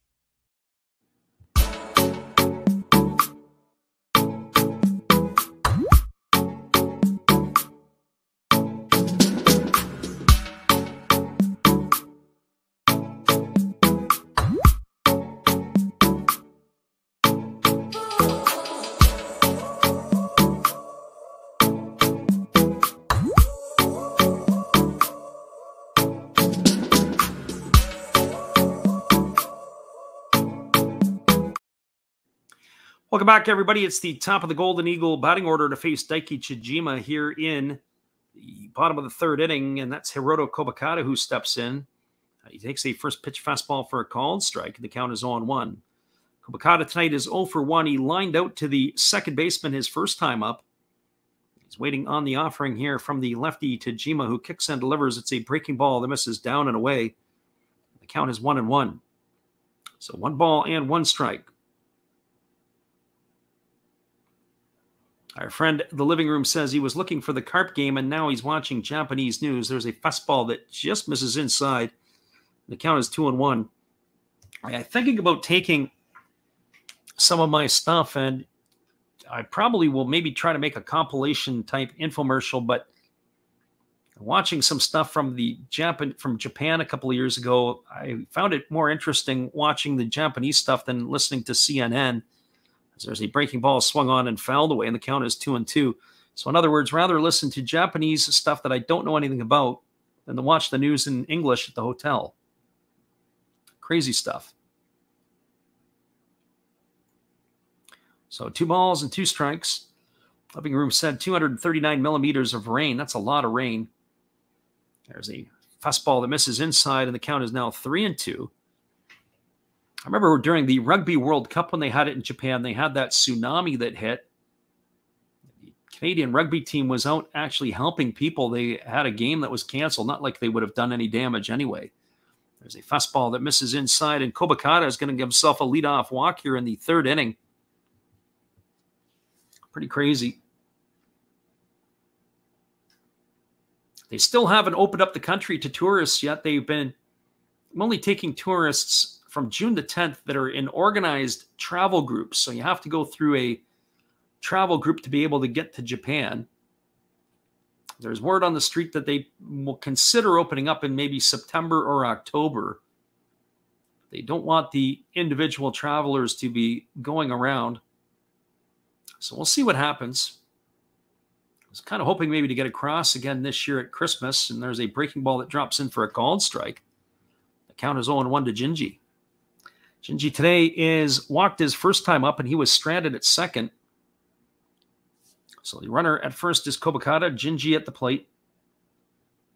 When I see this batting order, I don't know if I necessarily like it. I'd rather almost see Kobakata in the 2 spot, just because he can bunt and do some stuff. There's a fastball that is swung on. This ball is lifted into left field. It's going to get down for a base hit.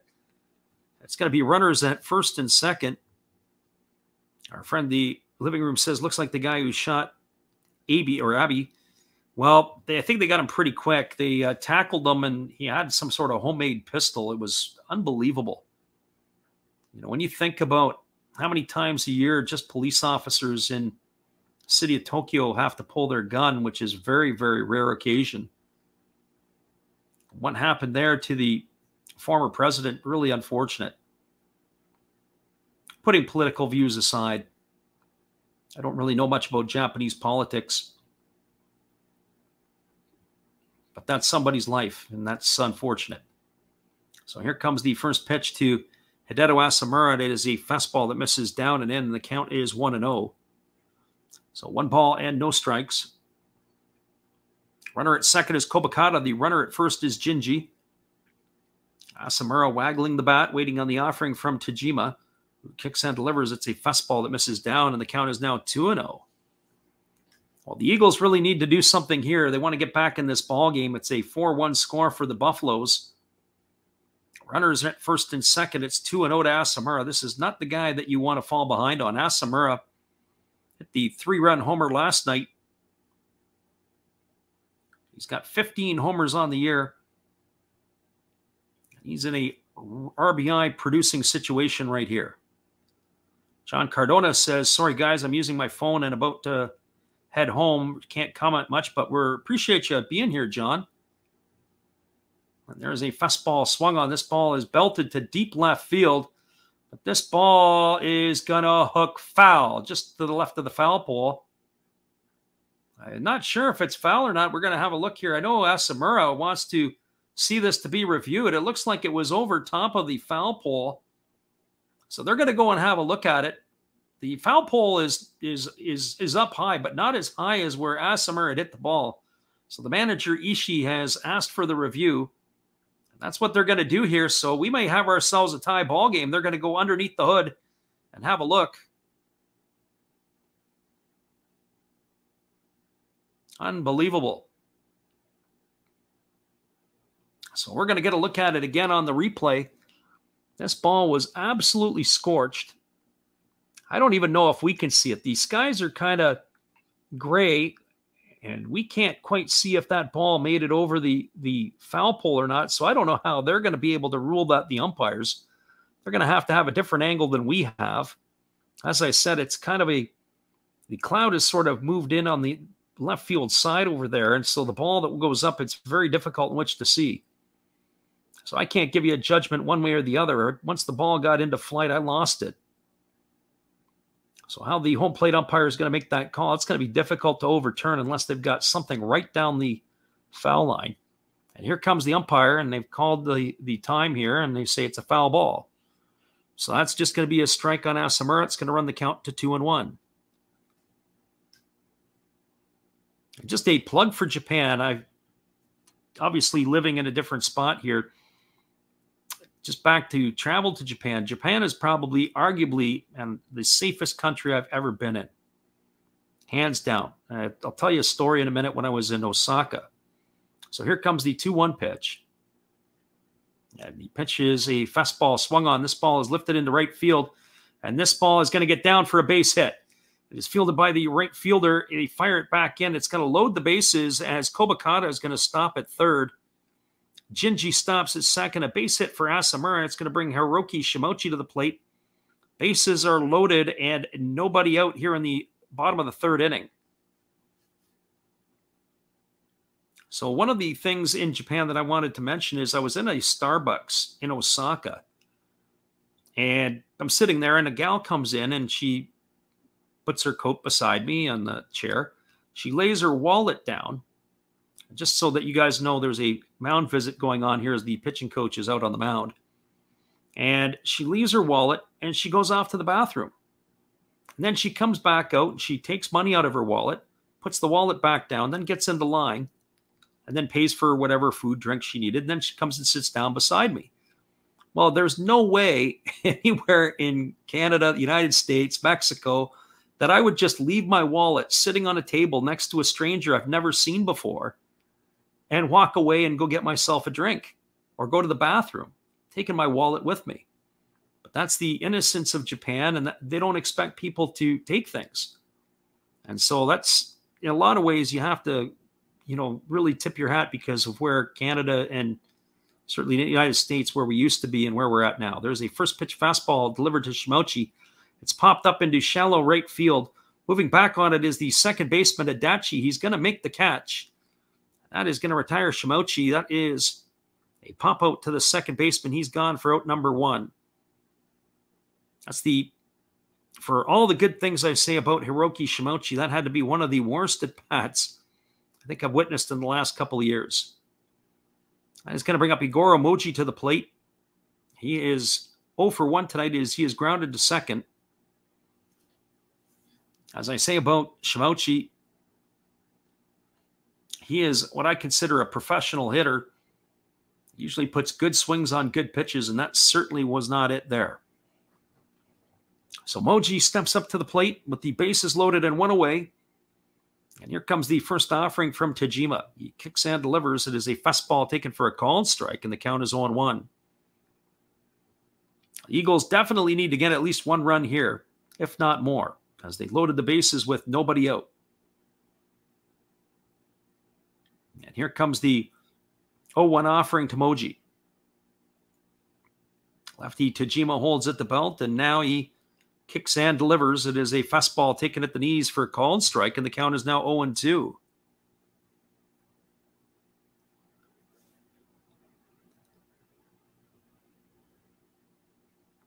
As we said, we appreciate John Cardona for stopping in tonight. We know that he's listening in. It's always great to have you in the house, John.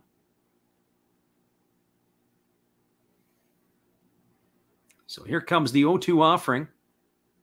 And here's the pitch. It is a breaking ball swung on, and that is fouled away. It's going to keep the count at 0-2. Living Room giving us the update as he said that there are cheerleaders dressed as foxes dancing at the Sapporo Dome. Yeah, that sounds about right. Or are they foxes dressed as cheerleaders? That's the question I really want to know. No balls and 2 strikes. Moji waggles the bat. And here comes the offering from Tajima. He kicks and delivers. It is a fastball swung on. This ball is belted to deep center field. This is going to get a run in. Making the catch is Fukuda, tagging at third and heading over to third, tagging from second and going to third is Jinji. So he moves to third. Kobakata scores. That cuts the lead to 4-2. It's going to be a sacrifice fly for Moji as he collects himself an RBI, and that's going to bring up the right fielder, Tanaka. Tanaka tonight had a double. He scored the first run of the ball game for the Golden Eagles. He later came around and scored on a double play ball that Tatsumi had grounded into. So Kelki Tanaka steps to the plate with runners on the corners and 2 away. One would think that Asamura is not really a threat to steal. He's got a couple of stolen bases on the year. But you never know in this situation. Tanaka is not the most polished player. Tanaka's waving the bat, the young fella, waiting on the first offering here from Tajima, who delivers. It is a fastball taken for a called strike, and the count is 0-1. So no balls and 1 strike to Tanaka.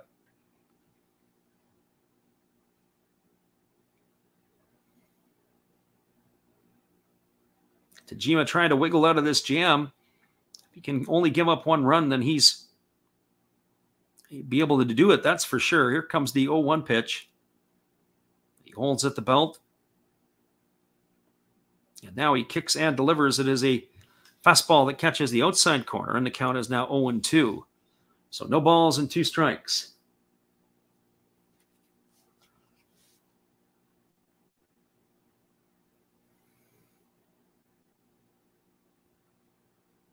And here comes the 0-2 offering.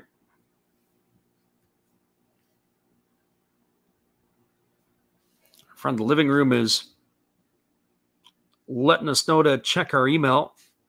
We might have to do it after this half inning. And here comes the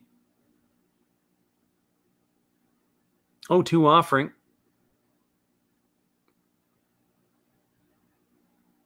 And Tajima kicks and delivers. It's a fastball that misses down. A nice stop by the catcher.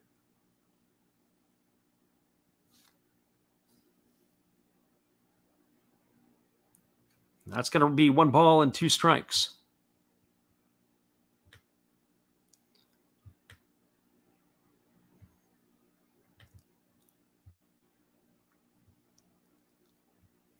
Our friend, the living room has sent me over a link to check out. Probably at some point, somebody is probably pirating something. We've seen it a couple of times before.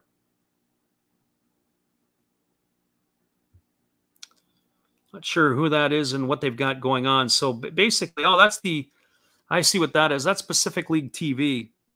They've got something going on. Sometimes they've been doing the English stuff as well. Don't really follow those guys all that much. So 1 ball and 2 strikes it is to Tanaka. And they throw over to first base, and getting back in time is the base runner. So interesting to see. They do look like they have a few people that are in there and watching.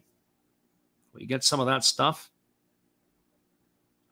So 1 ball and 2 strikes to Koki Tanaka. I don't know how they engage, and I'm not sure who the guys are that do it. I know that they have some guys that are running some stuff from time to time. So here comes the 1-2 pitch. And the lefty Tajima delivers. It is a fastball that misses down, and the count now goes to 2-2. So 2 balls and 2 strikes.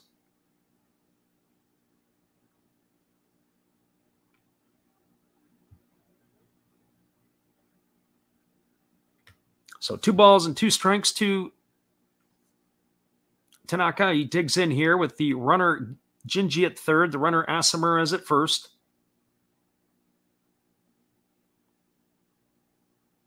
And here comes the offering. It is a fastball swung on. It is grounded over to third. It is fielded by Mune. He fires to first. And that is going to retire Tanaka on a ground out 5-3 for the third out of the inning. And that will do it here. So the Golden Eagles kind of squander an opportunity to be able to get themselves another run. They had 1 run in the inning. There were 2 hits. There were no errors, and there were 2 runners left aboard. We are now through 3 complete innings. It is the Orix Buffaloes 4, the Tohoku Rakuten Golden Eagles 2. Stick around, everybody. We'll be back in just a couple moments after this. Hang tight, everybody. We'll be right back after these. Domo arigato. Sorry if I mispronounced that. I'm new at this.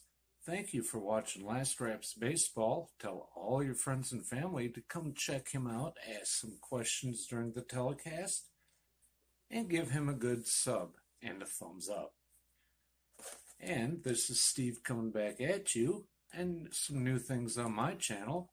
Star Wars figures that everybody likes. We have Mad magazines from the 1970s. We try to avoid the Noid. And for your pleasure, once in a while, we can open up Michael Jackson if you want, the cards. We have Elvis. We have Sadahar O.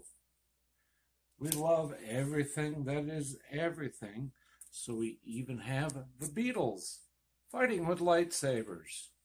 Look at that, John and George. Once in a while, we'll even have my brother take over my channel on a Tuesday. So once again, everybody tell your friends, come see Freddie at Last Raps Baseball. And right now, I'm going to kick it right back to you, Freddie. Appreciate you there, Steve, and your support of our channel. And in turn, we'd like to support Steve Rademacher. It is going to be coming up to bat for Orix. It'll be the 8, 9, and 1 hitters in the batting order. And that means it's going to be Kataro Kobayashi, Kenya Wakatsuki, and Shohei Fukuda, as they will be coming here. So yeah, sometimes you see some of that stuff. I don't know how much and who per se is doing it. I know obviously the Pacific League has sponsored some of that stuff, but that's the way it goes. And the interesting part is obviously they've got the rights and the ability to be able to do it. There's a fastball that's taken for a called strike, and the count is quickly 0-1 because they own the league. So our friend in the living room there giving us some information. Here comes the 0-1 pitch. I'll have to double back and take a look at that clip a little bit later. And there's a breaking ball that just misses upstairs, and the count is 1-1.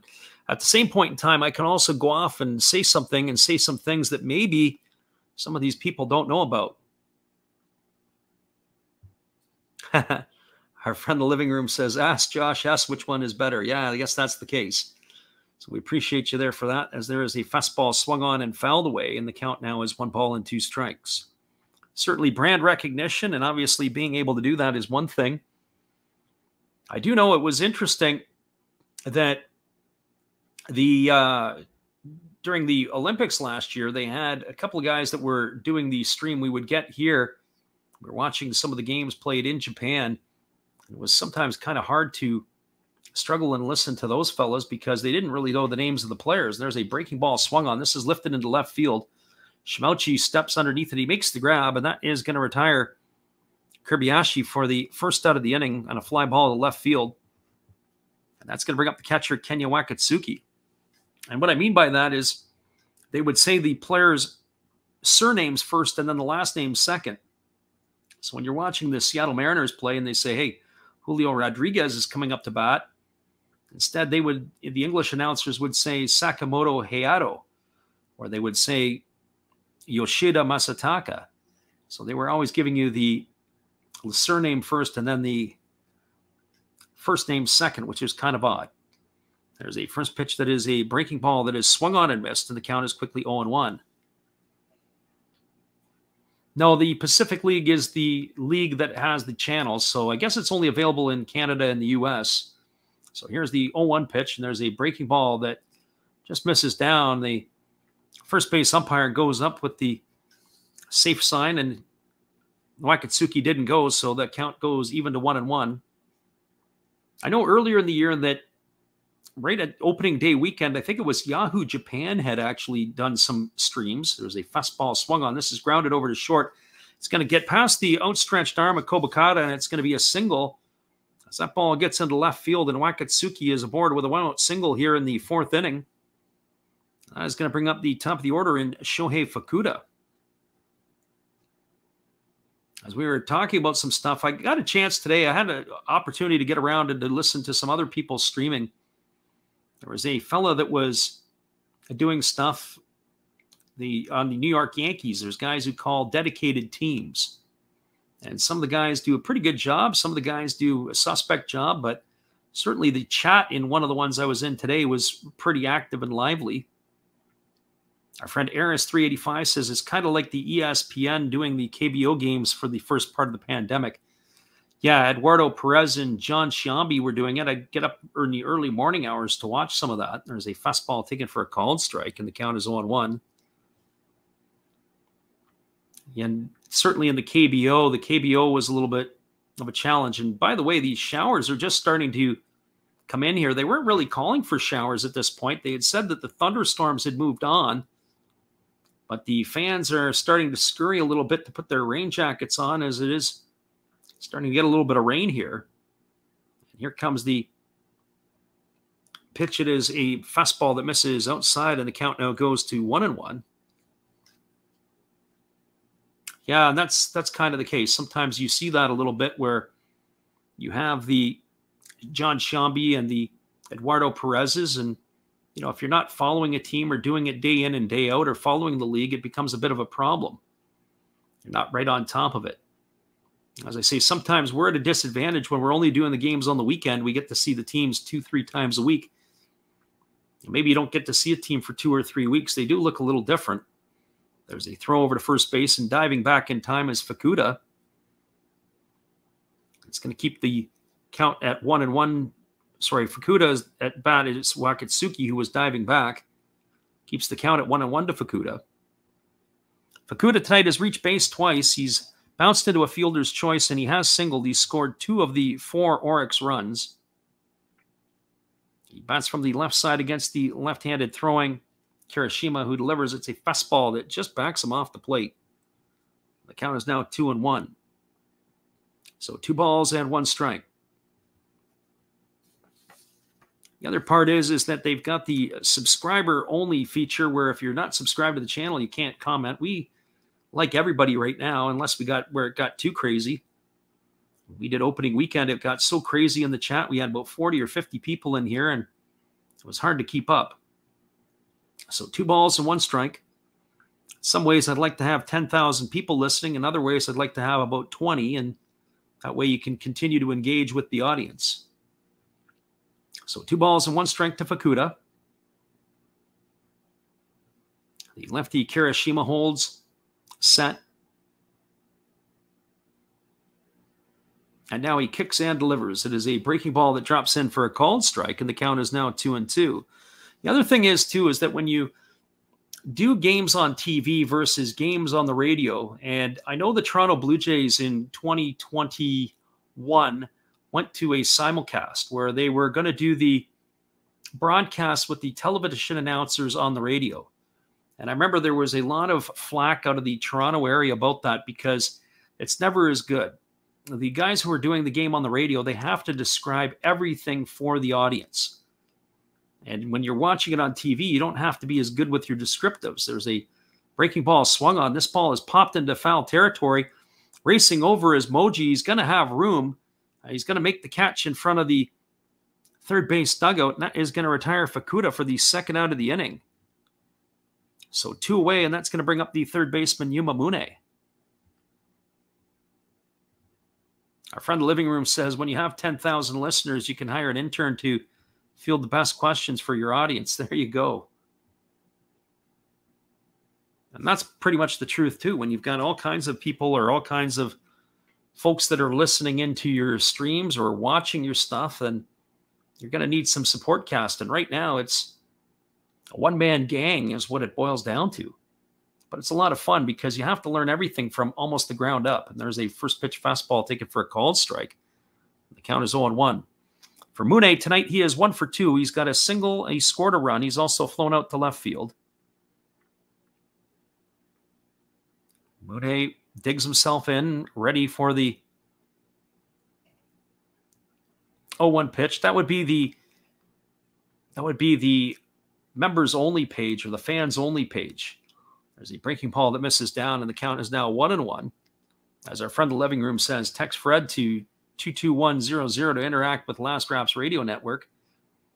Yeah, there you go. Too bad we have to rely on Rogers where it works 6 days out of the week.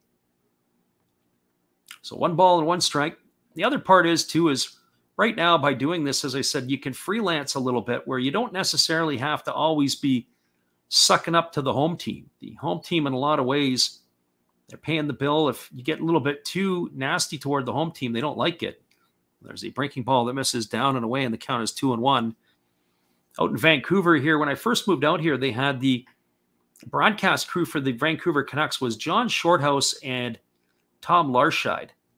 And Larscheid used to do the color commentating, and he got where he got to the point where he was a little too nasty, and the general manager at the time, Mike Gillis, was the one who kind of ran him out of town.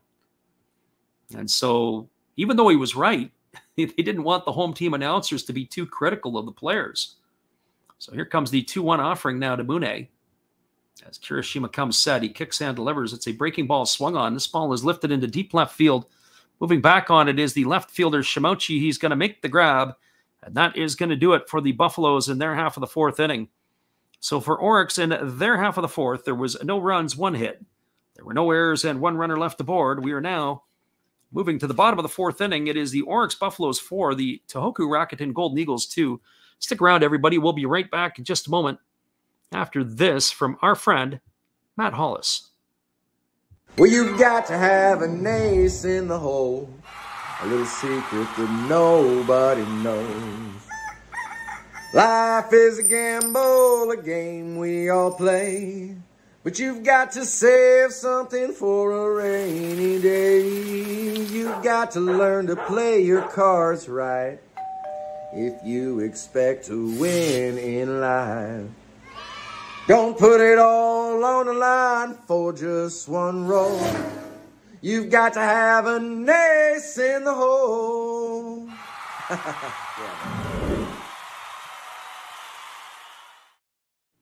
Appreciate you, Matt. We'll be back after this with the call of the bottom of the 4th inning. We're glad you guys are with us.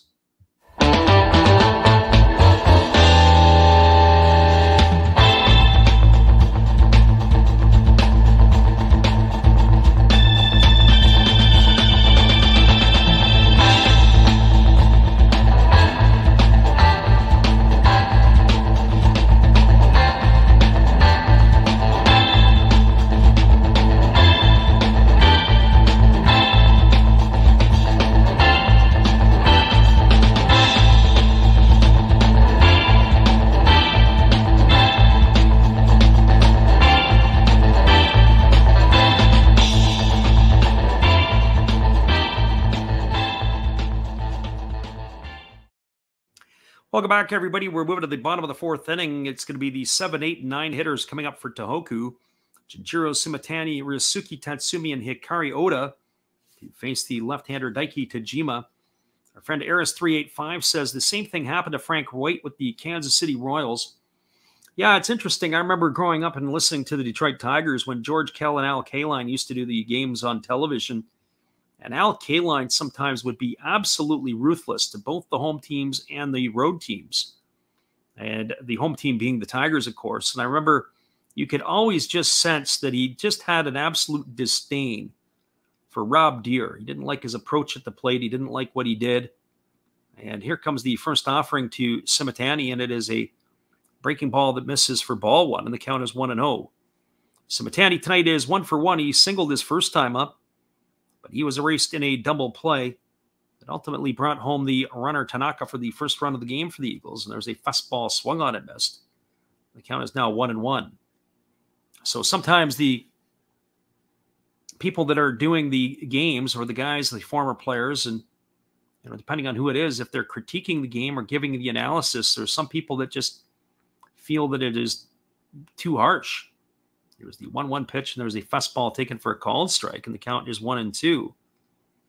And if you can back it up, then sometimes you got to say, "Hey, look, we got to accept it," because if our team is stinking it up. But if you go out and you become critical of the management, or you become critical of some of that stuff, there's a fastball that swung on and grounded foul, and the count is going to remain at 1-2. Then in all fairness, you are opening yourself up for a bullet for yourself, so to speak, if you are going to be openly critical about the team management. And I think about the Detroit Tigers as an example and how that team is being run right now. And you think about Alex Avila, he's got to be on the hot seat, because certainly the way that the Tigers have drafted, the way they've made trades, there's a fastball that swung on and fouled away. You look at the Kings ransom that the Cleveland Guardians got in return for Mike Clevenger. There's 3 guys in that starting lineup that are directly from that trade. And then there's also the pitcher that they've got in return. Cal Quantrill, I believe, was the one that came that way. So they got themselves an arm. They got themselves 3 starters. Owen Miller, Josh Naylor, Gabriel Arias. There's somebody else over there, too, who also starts. There's a breaking ball that misses, and the count is now 2-2 to Sumitani. So here comes the 2-2 pitch. Again, the lefty Tajima delivers. It's a fastball swung on. It is grounded up the middle. It is knocked down by the second baseman. It deflects it over to the shortstop, who throws to first, but it's not going to be in time. It's going to be ruled immediately as a hit by Sumitani. But that looked like pinball out there. So Adachi had to go up the middle. He had the ball go off his glove right to Kirbiashi, who fielded the ball. And then when he threw to first base, it took the first baseman, Ishioka, up the line and off of the bag. They might have still had a shot at him, ironically, because the runner Sumitani does not run particularly well. He's the DH tonight, but he is a catcher, and a veteran catcher at that. But he is aboard at first with a single, and that's going to bring up Ryosuke Tatsumi. Tatsumi tonight is 0 for 1. He grounded into a double play his first time up. And here comes the offering from the lefty, and they're squaring to bunt is Tatsumi, and he's going to be able to get this one down. And the only play is going to be to first base. That's going to go down as a sacrifice. That's going to go 1-3. It's going to advance Sumitani over to second. And that's going to bring up the catcher, Hikari Oda.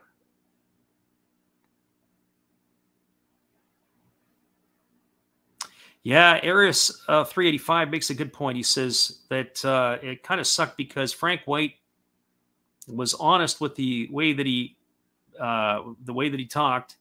He's a hometown player. He's a Royals Hall of Famer, and he helped build the stadium he played in too. Yeah, very much so. In fact, if you go back and you ever look at the interviews I did with Ray Brown, Ray Brown is a former Kansas City Royal farmhand. He actually was teammates with Frank White in the minor leagues, and George Brett, and among others of that time. And he's talked about some of that stuff, and especially, I believe it was John Scherholtz was the general manager back at that point, back in the 70s. He was involved in the management of that team. It was a fastball that misses inside. The count is 1-0. Of course, Scherholtz ended up going over to the Atlanta Braves, and was involved in their dynasty back in the 90s. So here comes the 1-0 offering. There's a fastball that misses down, and the count is now 2-0. That's the other thing. When you have a player that's played with you his entire career, for the most part, I can't remember if Frank White bounced around. I'm pretty sure that he had his whole career as a Kansas City Royal, minor leagues, everything else. And then when you've got a guy that goes into your Hall of Fame and he does stuff and he's going to speak his mind, he's got some stuff to say when he's got that credibility behind him. There's a fastball that is swung on, and that's fouled away, and the count is now 2 balls and a strike to Hikari Oda. So I'd be curious about that for sure.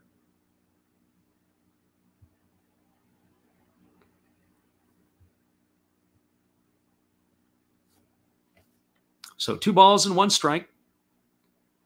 And here comes the offering from Tajima, who holds at the belt, and now he delivers. It's a fastball taken on the outside corner, and the count now goes to 2-2. 2 balls and 2 strikes.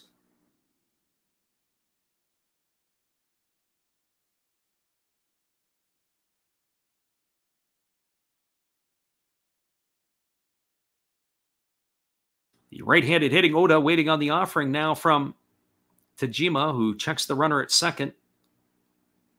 And he kicks and delivers. It is a breaking ball that misses outside, and the count now goes to 3-2. So 3 balls and 2 strikes. It is to Oda, and it is the top of the order, Kobakata, who waits his turn on deck. 2 cracks to bring the runner home from second base. And if they can do it, that'll cut the lead to 1. Here comes the 3-2 offering. And here's the pitch. It's a fastball that misses outside, and that's going to be ball 4. As Oda's going to draw himself a walk, and that's going to bring up the shortstop, Hirota Kobakata. Kobakata tonight is 0 for 1. He had a line drive bullet to the second baseman to lead off the ball game. He walked in, scored the second run of the ball game in the 3rd inning.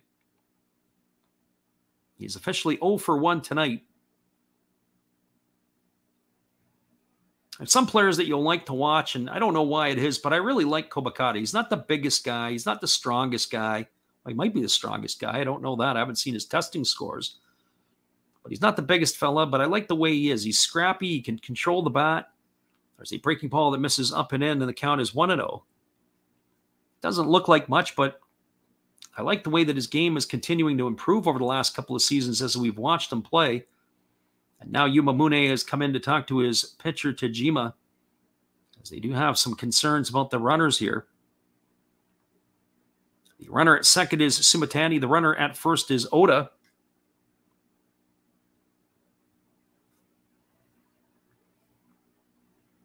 Just looking at the chat, I fell a little bit behind there, boys.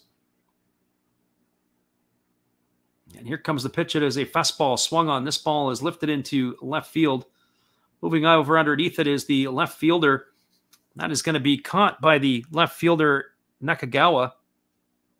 And he is going to retire Kobakata for the second out of the inning, and that's going to leave it all up to the first baseman, Jinji.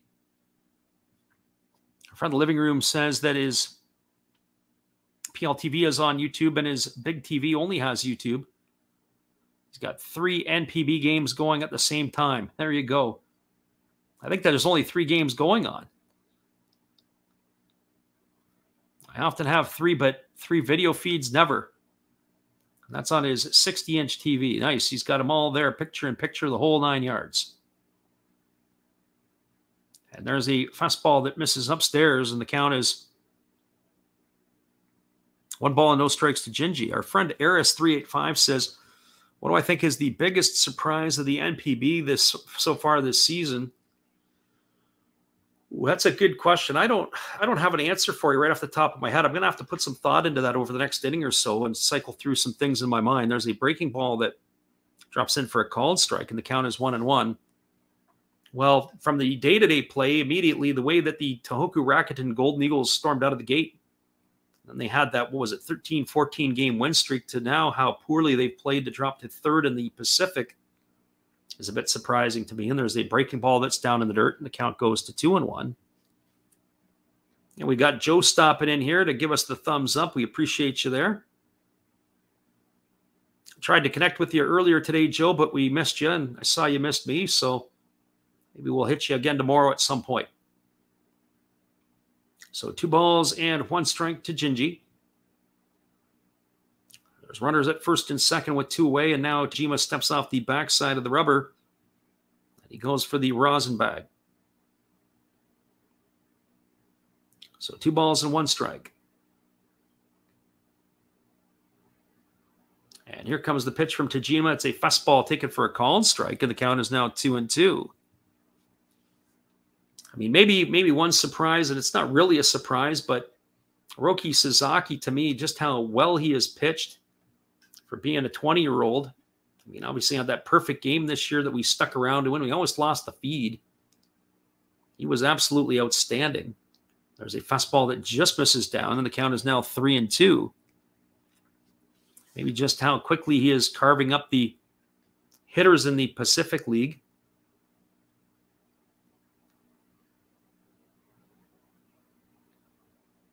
After cycling through each of the teams in my mind, maybe how poor Chinichi still is in the Central League. There's a fastball swung on. This is lifted foul. It's going to reach the seats down the third base line, and that's going to keep the count at 3-2 to Gingy. The runners are going to be on the move here as it is 3 balls and 2 strikes. So Tajima's got to go to the plate. So here comes the 3-2 offering. And again, the hitter is ready to go here. And here comes the pitch from Tajima. It's a fastball swung on. And this ball is lifted foul down the left field line. It's going to keep the count at 3-2. So 3 balls and 2 strikes. Our friend the living room has got his picture-in-picture as he's got it all set up. It looks like 2 monitors and the big screen up on top. That's a quality setup you got going on over there. So here's the 3-2 pitch, and it's a breaking ball swung on. This is lifted down the left field line. Could be playable. Reaching over and making the catch is the third baseman, Mune, as he falls into the netting. And that is going to do it here for the Golden Eagles in their half of the 4th inning. So for the Tohoku Rakuten Golden Eagles, there was no runs. There was 1 hit. There were no errors, and they strand 2 runners. We are now through 4 complete. It is the Tohoku Rakuten Golden Eagles trailing the Orix Buffaloes 4-2. Stick around, everybody. We'll be back in just a couple moments after this with all the action and our friend Steve Rademacher. Hang tight, everybody. We'll be right back after this. Domo arigato. Sorry if I mispronounced that. I'm new at this. Thank you for watching Last Raps Baseball. Tell all your friends and family to come check him out, ask some questions during the telecast, and give him a good sub and a thumbs up. And this is Steve coming back at you, and some new things on my channel. Star Wars figures that everybody likes. We have Mad magazines from the 1970s. We try to avoid the Noid. And for your pleasure, once in a while, we can open up Michael Jackson if you want, the cards. We have Elvis. We have Sadahar O. We love everything that is everything, so we even have the Beatles fighting with lightsabers. Look at that, John and George. Once in a while, we'll even have my brother take over my channel on a Tuesday. So once again, everybody tell your friends, come see Freddie at Last Raps Baseball. And right now, I'm going to kick it right back to you, Freddie. Thanks again, Steve, and we appreciate you and your support of the channel, and in turn, we like to support Steve Rademacher. Be sure to go check him out after the game and let him know Last Raps Baseball told him to get a haircut. It is Motaro Kirishima on now for the 5th inning. I would have thought after the first couple he might not have made it this far, but he is coming back out for his 5th inning of work, and he is going to be facing the 3, 4, and 5 hitters in the Orix batting order. That's going to be Nakagawa, Yoshida, and Sugimoto. Our friend Eris asked the question. He says, the biggest surprise in the NPB so far. Cycling through some stuff, I would say sometimes the health of the players as well. There's James Ortega who walks in here. He's always fist pumping for the Dodgers, so to speak. Welcome, James. And here comes the pitch. It is a fastball taken for a called strike, and the count is 0-1 to Nakagawa. Last year, undoubtedly, it was the Orix Buffaloes by winning the Pacific League. They certainly were, for me, the shock of the 2021 season. There's a breaking ball that drops in for a called strike. Team-wise, I don't know if there's anything that's shocking because maybe the surprise play of the Saitama Cebu Lions, maybe how the Chiba Lotte Marines have declined a little bit. Really, maybe the 7-game win streak that the Hokkaido Nippon Ham Fighters are enjoying right now is also eyebrow-raising because I really don't think much of that team. So no balls and 2 strikes to Nakagawa. I really like that 1-2 punch of Yamada and Murakami for the Swallows. That is pretty fun to watch over there. Here comes the 0-2 pitch. There's a fastball that misses off the outside corner, and the count goes to 1-2. So James says, where are we broadcasting from? We are on the West Coast. We are in the Vancouver area of British Columbia, Canada. So here comes the 1-2 offering. There's a fastball that misses upstairs, and the count now goes to 2-2. So 2 balls and 2 strikes to Nakagawa. Again, the lefty Kirishima ready to go back to work. He rocks into the motion. And now he kicks and delivers. It is a breaking ball that misses down, and the count now goes to 3-2. So 3 balls and 2 strikes. Maybe even the Hiroshima Carp this year, they lose their best player in Seiya Suzuki, and you figure it's going to leave a big hole in their lineup, and they've played some pretty good baseball. They're battling for the 3rd place spot in the Central League. There's a breaking ball that I'm not sure if it missed inside or if it actually hit the hitter. But regardless, Nakagawa is going to first base as it was a full count, so that's going to put him on. We're going to rule that as a walk. I have to take a look to see if it actually hit him or not on the replay. Our friend Eris says the Golden Eagles' fast start was the surprise for him.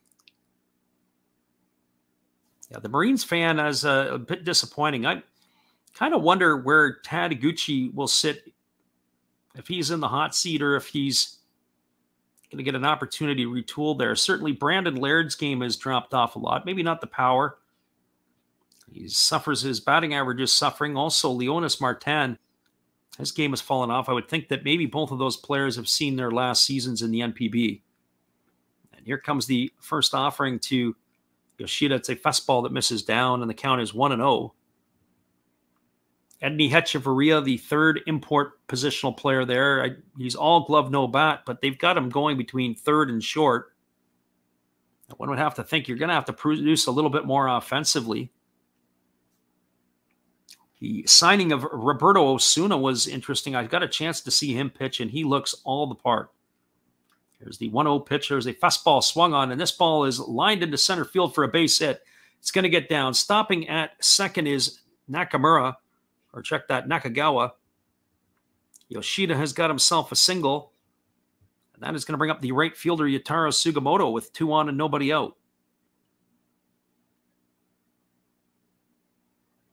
So Tadeguchi, of course, a former big league player. I believe he's got a World Series ring with the White Sox.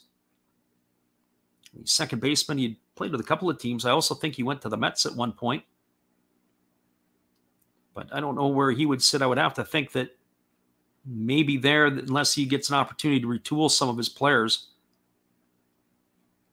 And certainly Roberto Osuna, who has come over from Major League Baseball, the former Blue Jay closer and the Houston Astro closer. He's still young enough.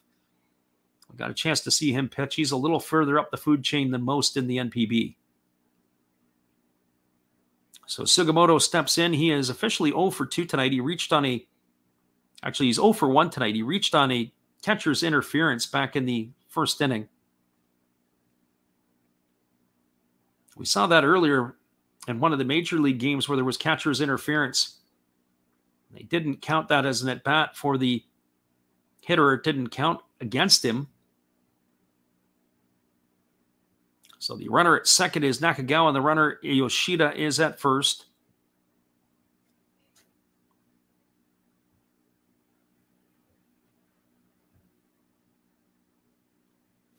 And again, the left-hander Kirishima holds and he delivers. There's a breaking ball that was a good stop by the catcher Oda. That's going to run the count to 1-0.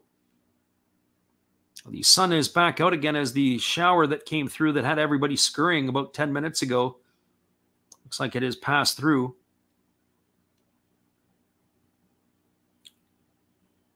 So 1 ball and no strikes. Sugimoto digs in. And he's waiting on the offering from the lefty Kirishima. And Kirishima kicks and delivers. It's a fastball that's taken for a called strike, and the count goes even at 1-1. So 1 ball and 1 strike.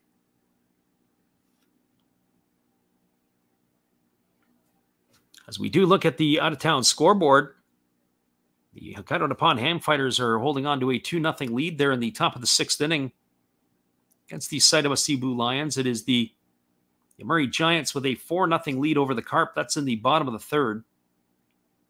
Last night, the Carp had blitzed the Yomiuri Giants early and often.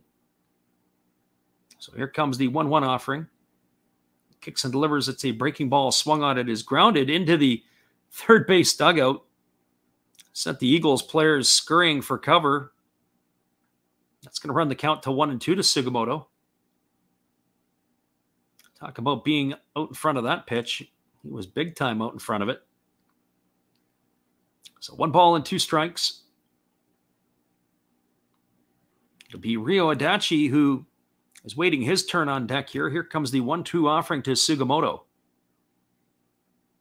Kirishima holds set. And now he kicks and fires. It's a breaking ball that misses outside, and the count is now 2-2. Sugimoto is a very dangerous hitter here. He's got the 11 homers on the season this year. As we mentioned last year, he had probably the career year for him, as he is a longtime player. He had himself 32 homers, by far the best of any year he ever had. He never had more than 4. On top of that, he batted .301 and drove in 83 runs. Here he's waiting on the 2-2 offering. It's a breaking ball. Swung on it is tap foul. Count remains at 2-2. He's not a young fella. 31 years old. He's on the wrong side of 30 is Sugimoto, but he's really just come into his own in the last couple of seasons. The chance to play regularly. So 2 balls and 2 strikes. Again, he's waiting on the offering from the left-hander Kirishima.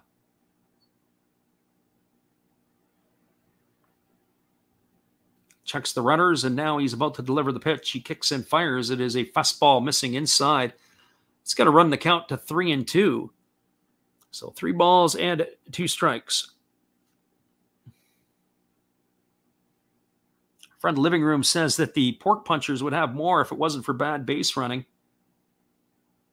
Yeah, I saw a couple of their exhibition games early in the year and watched the Fighters a few times. As I said, I'm not a big fan of that team over there, and certainly they've got a young team, and with the big boss running the show there, he's trying to take some attention off of his young squad to himself. So 3 balls and 2 strikes as Shinjo is the one who is sailing the ship in Hokkaido. Here's the 3-2 pitch, and it's a breaking ball that just misses down. And that is going to load the bases, as the bases are full of Buffaloes. That's going to bring up the second baseman, Ryo Adachi, and Oda has called time as he's going to walk out to the mound. And it looks like we are going to have ourselves a pitching change as Ishii has made his way over to the umpire. And they are going to be taking the ball from the lefty, and that is going to do it. Hang tight, everybody. We got a rally going on here in the top of the 5th. The Buffaloes have the bases loaded. There's nobody out. Ryo Adachi's coming to the plate, and we have a pitching change. We'll be back in just a couple moments with all the details after this when we return. Hang tight, everybody. We're glad you're with us here tonight. This is Steve Rademacher, and I'd like to introduce you to my channel if you haven't seen it before. These are all the things I enjoy: sports, autographs, relics, non-sports Hall of Famers, pseudo-sports, Star Wars. That's my channel name and my name, and I would really appreciate it if you would come check me out and maybe even subscribe if you like it. Thank you for that for now, and back to your ball game.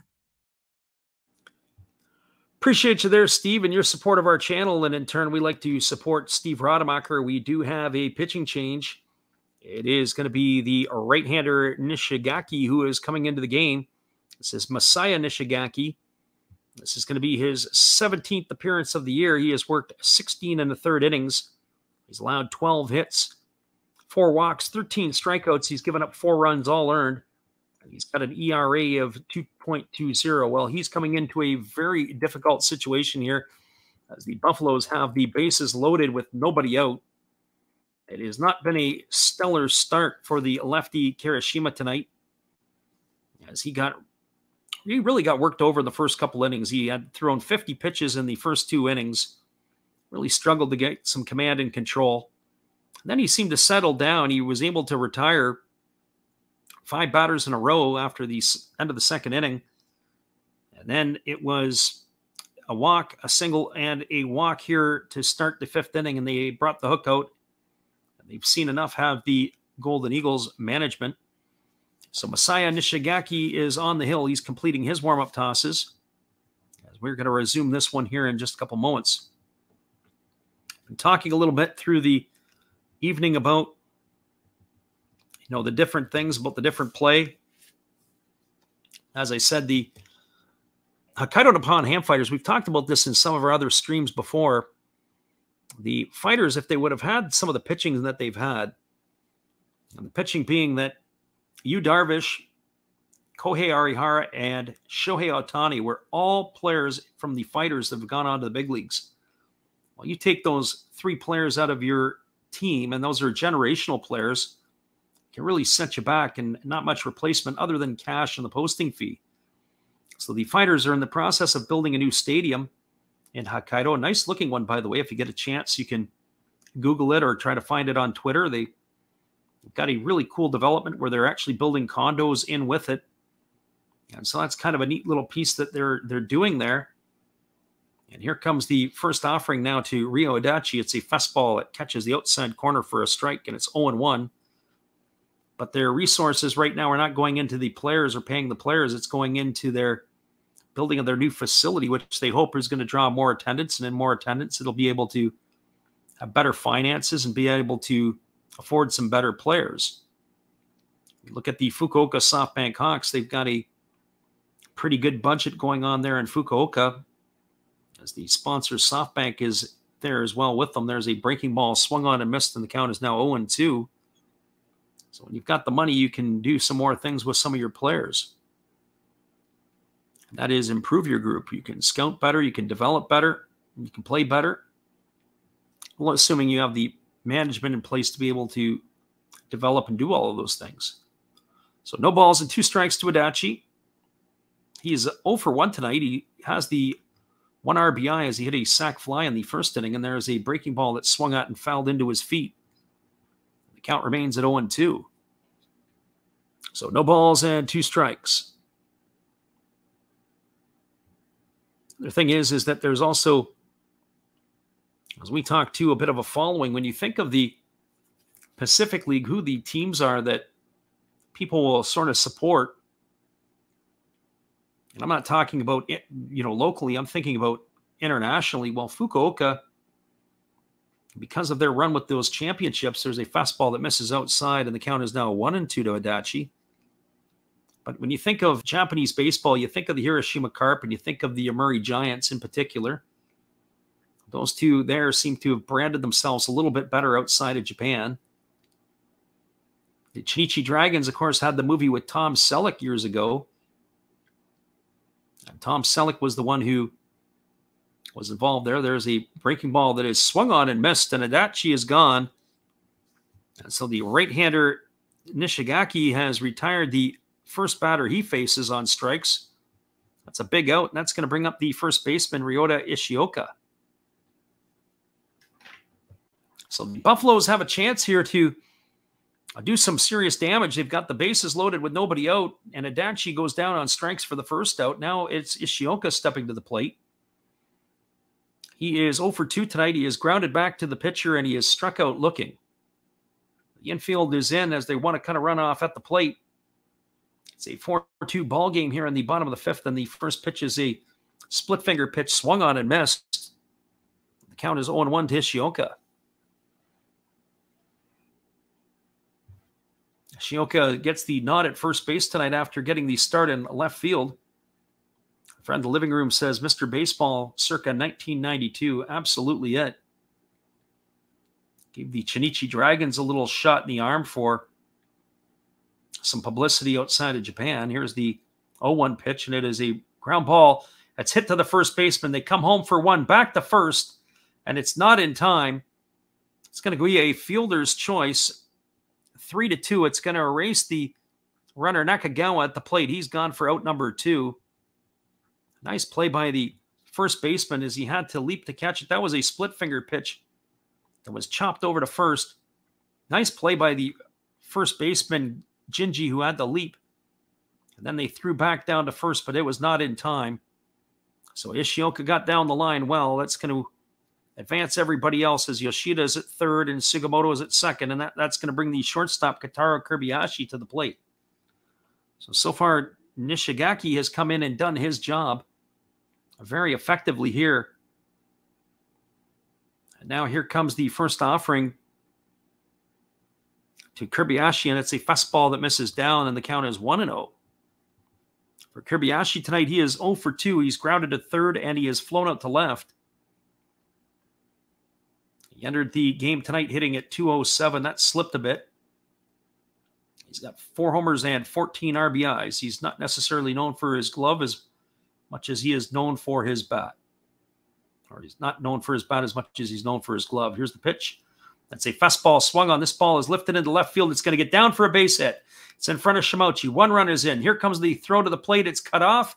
They throw to third, and that is going to retire the runner Ishioka for the third out of the inning. It looks like they've cashed 2. It was a timing play at the plate, and they did, as both Yoshida and Sugimoto come around to score. It's 2 RBI single for Kobayashi. And that is going to do it here as the runner was thrown out at trying to stretch it into third base. So for the Orix Buffaloes in their half of the fifth inning, they had 2 runs in the inning. There were 2 hits. There were no errors and 1 runner left aboard. We're now through 4.5. It is the Orix Buffaloes 6, the Tohoku Rakuten Golden Eagles 2. Stick around, everybody. We'll be back in just a moment after this. We're glad you guys are with us. Stick around. Here's our friend Matt. Good evening, ladies and gentlemen. Namaste. Hey, I hope you guys have been enjoying the game. My name is Hollis. I've got a YouTube channel called Another Hollis Build. I love baseball cards. I open up brand new product for you guys. I open up old stuff. I do breaks. I do auctions. All kinds of stuff concerning baseball. I'm Friars faithful, Padres to the end. I also love Garbage Pail Kids and my animals. I have a ton of animals. It's like a mini petting zoo here around my house. I also love my city. San Diego, baby. I'll take you all around the city and show you what's up. If you guys dig stuff like that, cruise on over and check it out. It's Another Hollis Build. If you dig it, subscribe. I'd really appreciate to have more follow me along on the journey. Hey, either way, you guys have a wonderful day or a beautiful, beautiful evening. No matter which one it is, make sure that you make it great, my friends. Big up Last Raps Baseball. Yeah, Freddie, let's go. One love and peace. Yeah, man.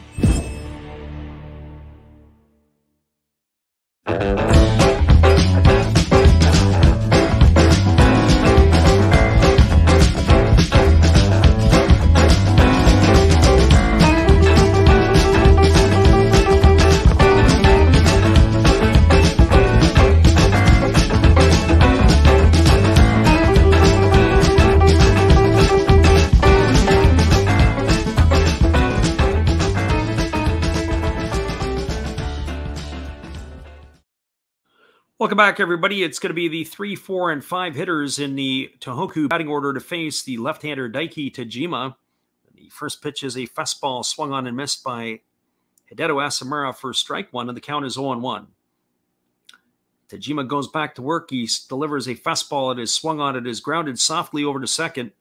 It is fielded by the second baseman, Adachi. He throws to first. And with 2 pitches, Asamura is gone for the first out of the inning on a ground out 4-3. It's going to bring up the left fielder, Hiroki Shimochi. As we were talking a little bit here, it's going to be very important for Tajima to put up a 0 here to keep the momentum for the Buffaloes, as 2 runs have scored here in the 5th inning. And so now Shimochi steps up to the plate, and here's the first offering. It is a breaking ball that misses up and in, and the count is 1-0. So 1 ball and no strikes. Waggling the bat is Shimochi. He's been able to pull his batting average up to 290 on the season. This is the type of range we would expect to see from this left-handed stick. There's a breaking ball that misses upstairs. The count's now 2-0.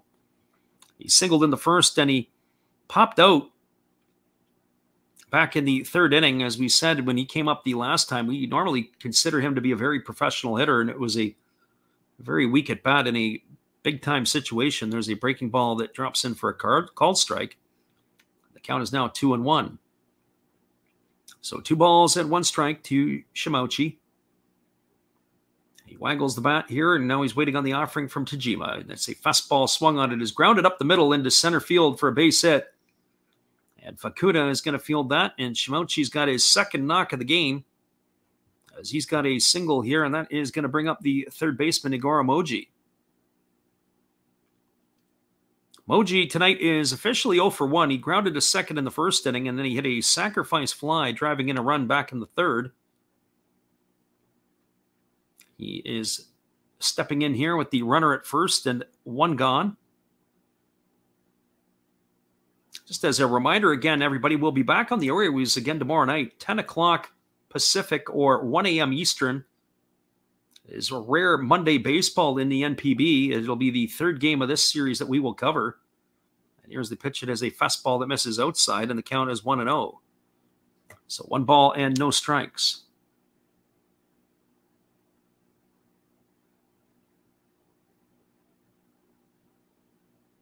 So Moji digs himself in. And he's ready to face the offering from the lefty Tajima. As Tajima holds at the belt, now he kicks and delivers. There's a breaking ball that drops in for a called strike, and the count is 1-1.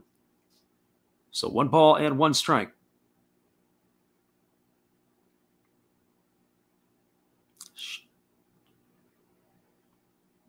Moji hits from the left side against the left-handed offerings from Tajima. 90 pitches already. There's a fastball swung on. It is going to reach the seats over on the 3rd base side. And our friend Ruben Hogan has stopped in tonight. Ruben, I really feel your pain. Ruben was in here last night, and he was telling us about the over-under, and I think he had the under at 3, and it was, I think it was was it Asamura who hit the 3-run shot in the bottom of the 5th last night that sunk the ship, that I think it put him up 4-0 at that point. Here's the 1-2 offering. It's a breaking ball that misses up and in. The count is now 2-2. I think it was with 2 out and everything else that happened. All I could remember is Ruben was telling us before, and I thought it was looking really good. It was looking good up until that 5th inning. Bottom of the 5th inning, that's when things fell apart for him. So here comes the 2-2 to Moji. Again, Tajima holds at the belt, and he delivers. It's a fastball swung on. This is lifted down the left field line. That's going to keep the count at 2 balls and 2 strikes. Sometimes that's the case. You can't win them all. But when you lose it like that, that really hurts. You sit back and you think about it, and you say, I had that chance to cash in and get myself a few bucks, and ended up slipping right through the fingertips. So 2 balls and 2 strikes to Moji. Tajima holds at the belt. The runner at first is Shimochi. And they throw over to first base, and getting back easily is the base runner. So 2 balls and 2 strikes. It remains to Moji.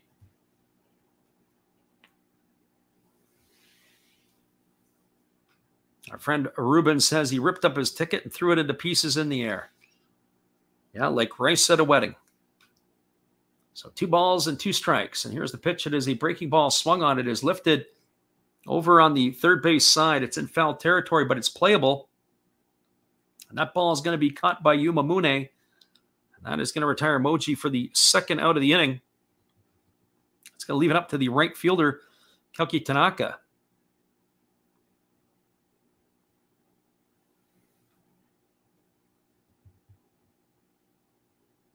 So Tanaka steps up to the plate. He is 1 for 2 tonight. He doubled his first time up, and he scored on the double play ball that Tatsumi had hit into.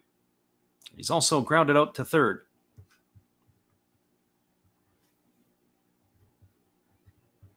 So Kazuki Tanaka steps at the plate, and the first pitch is a fastball that misses for a ball, and the count is 1-0. So 1 ball and no strikes. I'm going to do the Tigers and the Guardians tomorrow morning. We're going to double back and get another one in. I was kind of looking forward to doing maybe that game today, which I'm glad I didn't do, because Angel Hernandez was on the plate. There's a breaking ball that misses down, and the count is 2-0. I really want to do a game with Angel working the dish. I haven't been able to hit that yet this year. It is a real treat to be able to watch him work. And I say that with tongue firmly planted in cheek. So here comes the 2-0 pitch, and it is a fastball swung on and fouled away. The count is 2-1. I saw Hernandez do the plate in person when I was in Arizona to see the Diamondbacks and the White Sox a few years back. And when I watched him, it was absolutely entertaining, high-end entertainment. Some of the pitches that were called balls and some of the pitches that were called strikes. And here comes the pitch. It is a fastball swung on and fouled away. He's definitely not known for his consistency. Well, maybe unless he's consistently bad. So 2 balls and 2 strikes. It is to Tanaka. The runner at first is Shimochi. There's 2 gone here in the bottom of the 5th inning. Our friend Steve Rademacher chimes in. If you want to check out his channel, there's a breaking ball that misses down. And the count is now 3-2 to Tanaka. So Kazuki Tanaka is waiting on the offering here from the left-hander Tajima. They will be running on the pitch. And here's the 3-2. It is a fastball swung on and fouled away. Count remains at 3-2. Our friend Eris385 was a Kansas City Royal fan. I don't know if you're in the Kansas City area.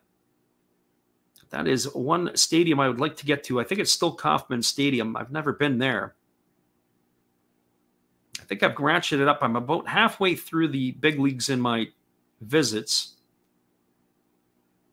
Some of the teams I've been to multiple stadiums, such as the Blue Jays and the Cincinnati Reds. Here's the pitch. It is a fastball that just misses down for ball 4.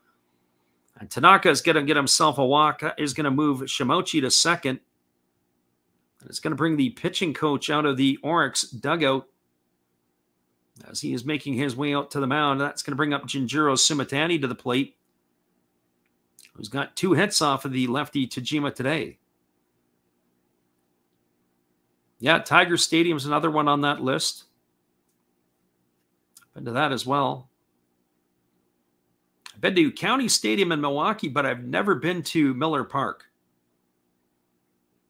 I've been to the Vet in Philly, but I've not been to the new stadium. What is it, Citizens Bank?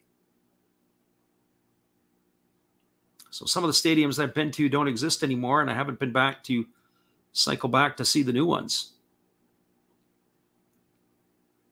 Pretty much everything in the Midwest has been knocked off. I've actually not been to the stadium where the White Sox play. I've been to Wrigley, but I've never been to whatever you want to call it, U.S. Cellular Field or the new Comiskey Park, whatever you want to refer to it as.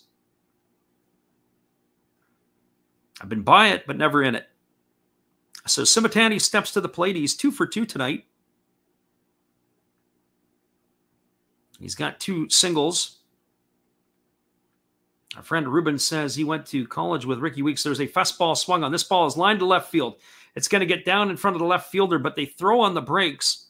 As Shimauchi is going to be held up at third, it's going to load the bases. That's Simitani's third hit of the ball game. He's got himself a single. And the Tohoku Rakuten Golden Eagles have something brewing here with 2 out in the 5th inning as the bases are loaded. And it's going to bring up Ryosuke Tatsumi to the plate. We're just going to pause here because is it going to bring the folks out? It looks like that is going to be it. Your reward for your 3rd hit of the game is that you're going to get pinch run for Simitani here in the 5th inning. So his day is done. He's got 3 knocks through the first 5 innings, and he's leaving the ball game. That's something you don't see every day in Major League Baseball, that's for sure. So they have a pinch runner. It looks like it's Okajima in the run. And so here comes the first offering to Tatsumi. He is 0 for 1 today. He's grounded into a double play, and he's had a sacrifice bunt. And the first pitch is a breaking ball that is waved at and missed, and the count is 0-1.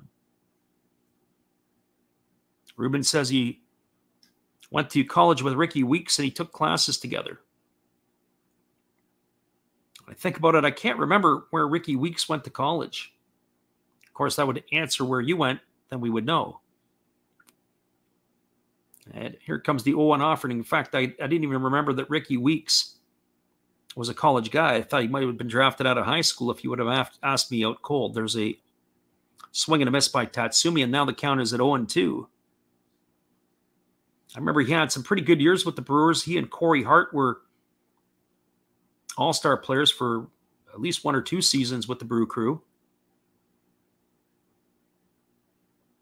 And here comes the 0-2 pitch. It is a breaking ball that misses down. They appeal over to the third base umpire, but they say that the batter didn't go, and that's going to run the count to 1-2. Friend Harris says, yeah, in KC, the stadium is still Kauffman. They're hoping for a downtown stadium in a couple years.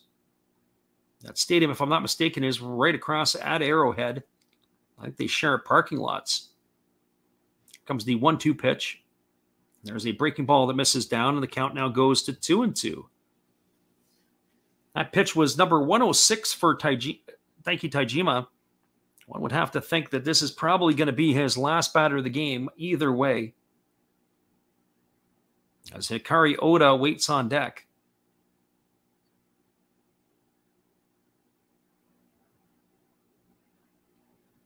Our friend, the Eris385, says the World Cup qualifier is being played at Arrowhead. There's a fastball swung on it. It's grounded up the middle. It's fielded by the shortstop Kirbiashi. He flips it to Adachi at second. And that is going to do it here as Tatsumi has grounded into a fielder's choice. So the Golden Eagles squander a golden opportunity to score some runs as they leave the bases loaded. There was no runs in the inning. There were 2 hits. There was no errors and 3 runners left aboard. We are now moving to the top of the 6th inning. We've got our proverbial Japanese halftime. Stick around, everybody. We'll be back in a minute. I'll come back and chat with the chat after this. We're glad you guys could be here with us tonight to listen in. Here is some cheerleaders for you at halftime.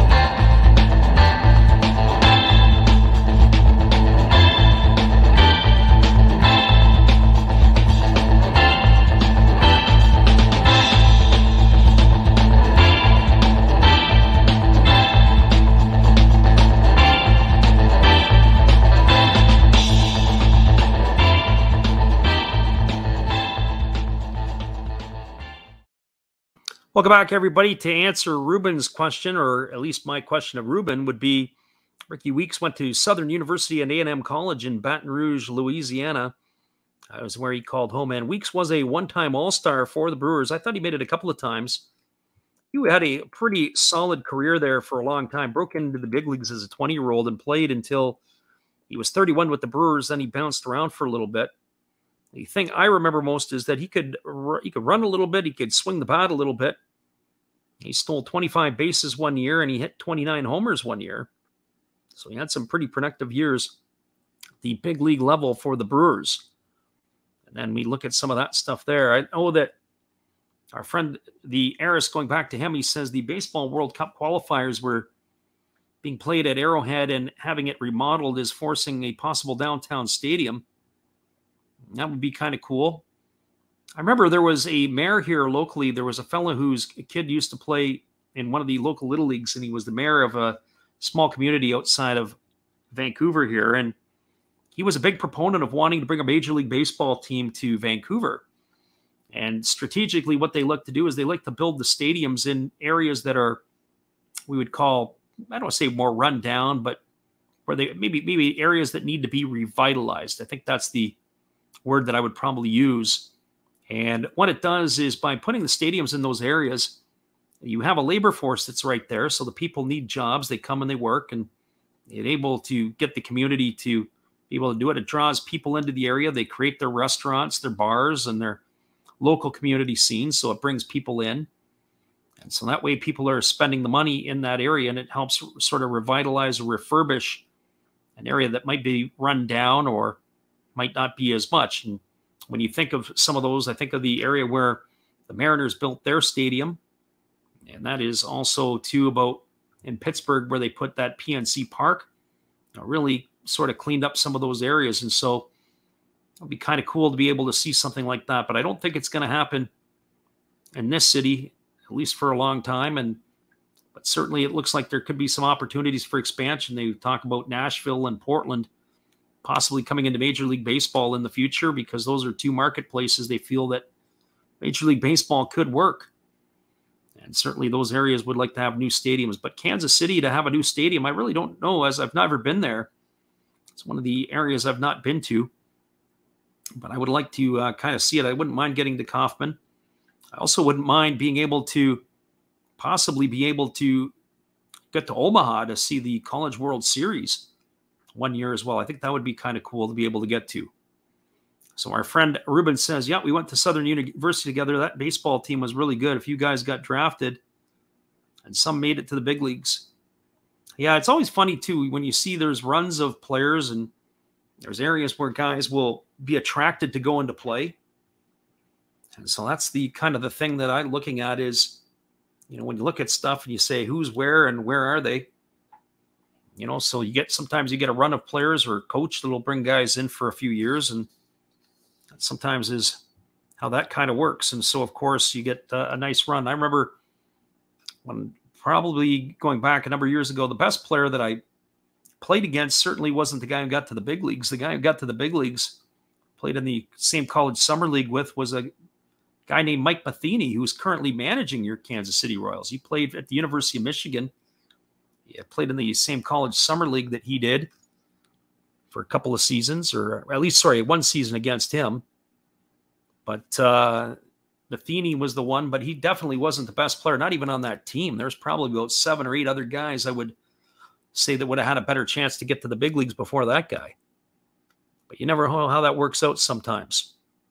So we've got a new pitcher on the mound as the Tohoku Rakuten Golden Eagles have gone to the bullpen, as the right-hander Nishigaki did his job. And so here comes the first pitch. It is a fastball swung on. This is Fukui. And the first offering he delivers is lined for a base hit into left field by Kenya Wakatsuki, the catcher. And that's going to bring up the top of the order in Shohei Fukuda. So welcome to the ball game, Yuya Fukui, as he is greeted with the first pitch that he delivers for a fastball base hit into left field. If you ever get a chance, Mike Matheny has written a book, called the Matheny Manifesto. It was when he was with the,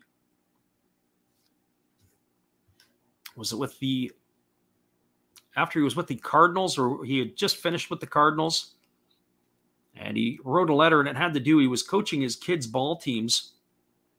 They talked a lot about travel ball, and it talked about a lot of different things. And one of the things he talked about was staying in your neighborhood to play.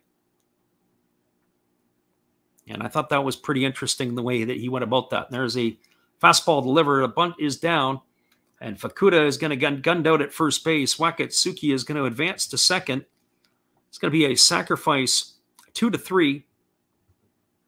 As he gets the job done, that is the first out of the inning. It's going to bring up the third baseman, Yuma Mune. Our friend Eris 385 says, do you see the Rays leaving Tampa? I'll answer a couple of his things, a few here. I just don't know how they can keep surviving down there. I really don't. You know, Major League Baseball has some teams right now that are masquerading as major league teams. One for some groups on the field, and for some in terms of how they're being run and operated. And the Oakland A's are definitely one of those ones.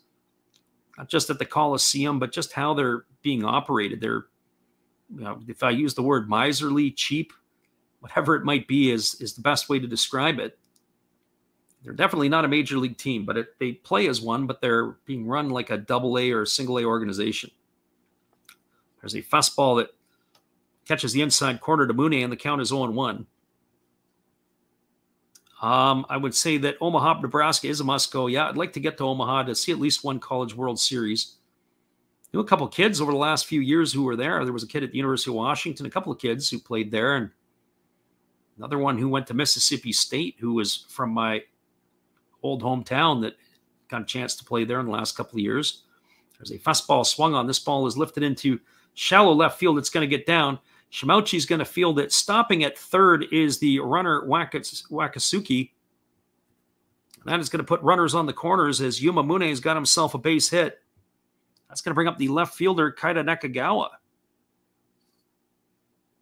So the Golden Eagles are in trouble here again, as they've got runners on the corners and one out.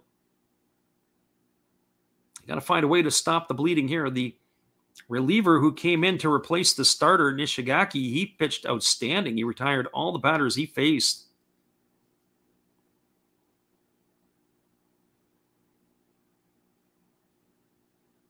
Except for the hit by Kirbayashi, who knocked the run in, but he was able to get the 3 out. He lost a couple of runners on the hold there. But that's going to put runners on the corners with Nakagawa coming up. For them to get a chance to get back into this ball game, they're going to have to slam the door here. 6-2, the Buffaloes lead it, and they're looking for more. And so here comes the pitch. It is a breaking ball that drops in for a called strike, and the count is 0-1. Our friend Eris385 says, Kauffman Stadium is still beautiful with the fountains and the remodel from about 15 years ago. You know, and one of the things that you look at with a team like the Royals is they're good for a World Series run every 30 years. And they're probably going to milk this run for another 30 years, the one that they had in, 2015 or 2016? Because they were back-to-back World Series years. They had some pretty good ball clubs. There's a fastball that misses down and away, and the count is 1-1. So 1 ball and 1 strike. That's the unfortunate part, is that these small market teams, they'll have a run, and then they've got to retool. They've got to be able to do it all over again. So 1 ball and 1 strike.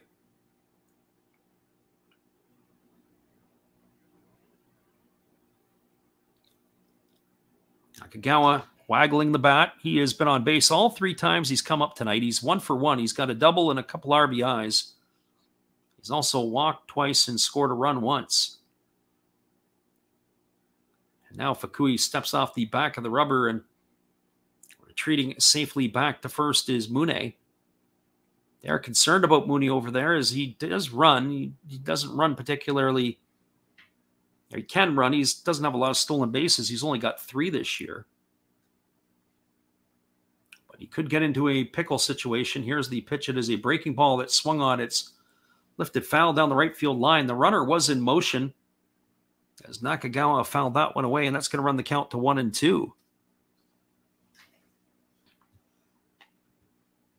Our friend Eris385 said during the Cardinal years, I think is when he wrote that book, or maybe it was the post-Cardinal years on the in-between,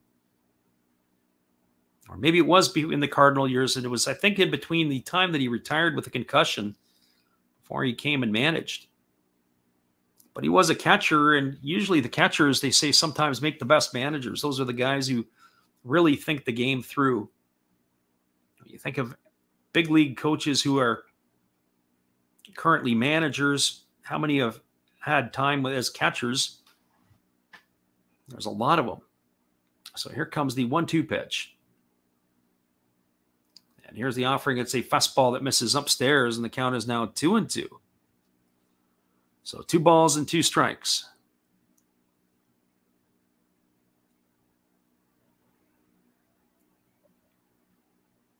Waiting on deck is Masataka Yoshida, as it is the heart of the batting order here that's going to be coming up to face the right-hander Fukui. So here comes the 2-2 offering. Fukui now kicks and delivers. It's a breaking ball swung on. This ball is going to get past the outstretched arm of Kobakata, the shortstop. It's going to cash in a run from third. Stopping at second is Mune. It's going to increase the score to 7-2. It's a single and an RBI for Nakagawa. And that is now a 5-run lead here for the Buffaloes in the top of the 6th inning. So the pitching for the Golden Eagles has let them down a little bit tonight. I remember last year certainly when they have a lead, they were able to really shut games down with Henraku, Chiha Sung, Masui, and somebody else at the back end of their bullpen as well. This year, here they're looking for something to unlock where they're trailing for guys to be able to keep them in. So here comes the first offering to Yoshida. It's a fastball that catches the inside corner for a called strike, and the count is 0-1. Yoshida tonight is officially 2 for 3. He's got a couple of singles. He's scored a run. He's also flown out to center field.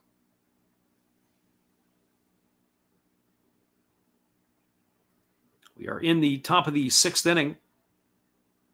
It is a 7-2 ball game now for the Buffaloes.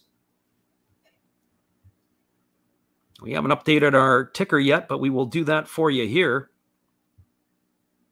And there is a pitch that's down on the ground, and advancing is Mune over to third. Oda had caught the pitch, but he lost it right at his feet. And then he was looking around for it, and then Yuma Mune took third base on him. Well, what he tried to do is he tried to backhand the pitch. The ball came up and actually hit the umpire. And then it was at the feet of the catcher. He didn't know where it was. So both Mune and Nakagawa have moved up. That's probably going to go down as a wild pitch or possibly a pass ball. I don't know if it hit the glove first or the ground first. Couldn't really tell on that replay angle, but that's going to run the count to 1-1 on Yoshida. So the infield is still in here as they're going to try to cut the run off at the plate. It's a 5-run lead.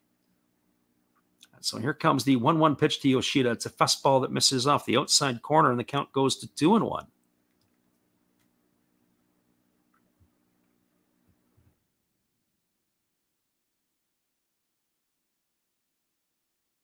Two balls and 1 strike to Masataka Yoshida. As I said, we are in the top of the 6th inning. It is a 7-2 lead, and the Buffaloes are looking for more. Now they're just going to hold up the fingers, and they're going to put Yoshida on. As he's going to get himself a walk, it's going to send up a force. So an intentional walk to Yoshida. Bases are now loaded, and that's going to bring up the big fella, Yutaro Sugimoto, to the plate.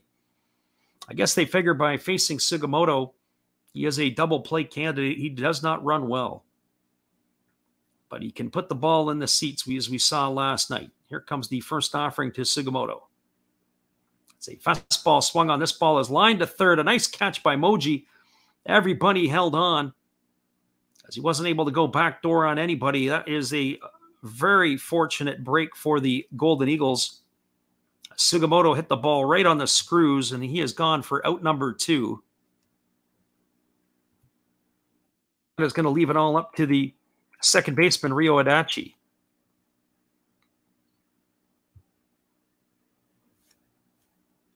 So for Adachi tonight, he's officially 0 for 2. He's also got a sacrifice fly and an RBI. So he bats here from the right side against the right-handed throwing Fukui. And Fukui delivers. It's a fastball swung on. This is lifted into shallow right field. Coming in on it is Tanaka. He's going to make the catch.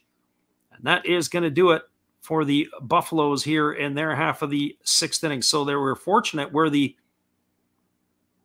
Golden Eagles, they allow only 1 run in the inning. There was 1 run on 3 hits. There were no errors and 3 runners left the board. We are now moving through to the bottom of the 6th. The score is 7-2. We'll be back in just a couple moments, everybody, with the call of the bottom of the 6th inning. Hang tight. We're glad you're with us.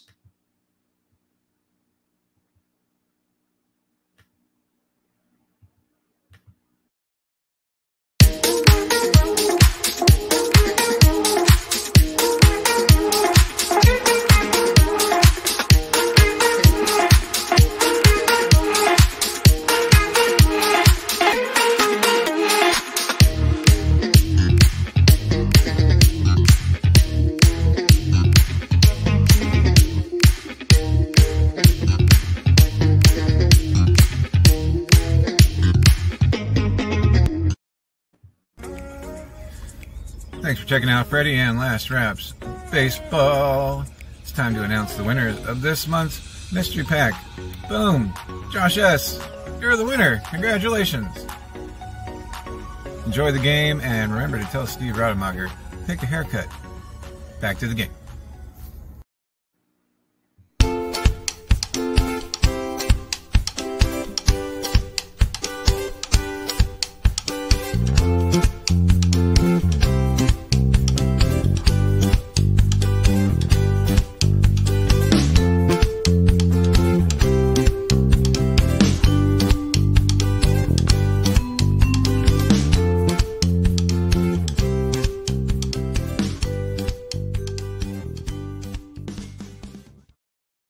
Welcome back, everybody. It is going to be Yi Shang coming in to pitch as he is taking over here for the Orix Buffaloes in their bottom of the 6th inning. The right-hander is going to be working his 12th appearance of the year. He's got 15 2/3 innings under his belt. He's allowed 14 hits, 8 walks, and 14 strikeouts. He's got an ERA of 1.72.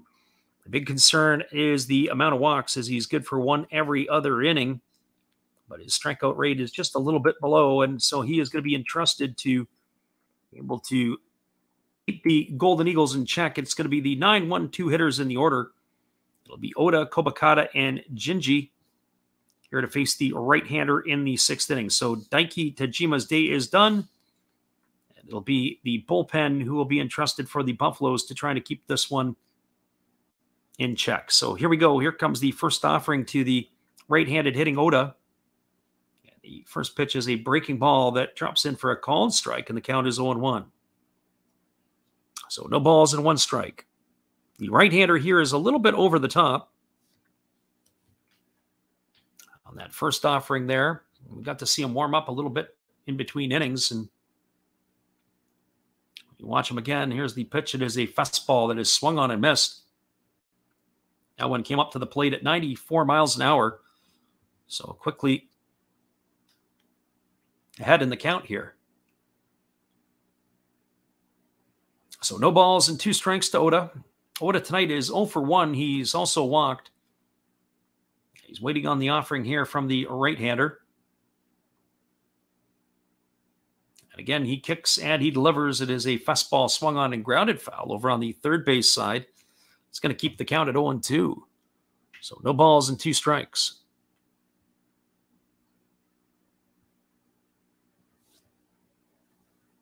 It's a nice day for baseball as the sun has been blocked out by the cloud. We started the ball game off and it was a pretty sunny day. We had a little shower roll in about an hour or so ago. There's a fastball that misses upstairs, and the count is now 1-2 to Oda. They said the thunderstorms were in the area, and that was going to be it for the day. We didn't expect even that shower to come through here, as the faithful were scrambling for their rain jackets. So here comes the 1-2 pitch. The right-hander delivers. It's a fastball swung on. This ball is going to be lifted down the right field line. It's going to be fair. It's into the corner, or is it foul? Nope, they've called it foul. We lose sight of it down the right field line there as the way the stands jump out. We get the view now from the right field camera. And even that one there, they couldn't even get it. Come on, guys. You lost the ball down the right field line. All you got to do is watch the ball, and it ends up going out of the camera. We couldn't even see that one. So 1-2 strikes to Oda. How are we going to be able to make the call if we can't see the ball? So 1-2 strikes to Oda here. He is the 9-hole hitter. And here comes the pitch from Chang. It's a fastball swung on. It is grounded foul. It's fielded on the backhand side by Mune. It's going to keep the count at 1-2. So 1-2 strikes. Oda goes back and picks up a new piece of lumber, and he's ready to get back in the box. He's waggling the bat, waiting on the offering from the right-hander.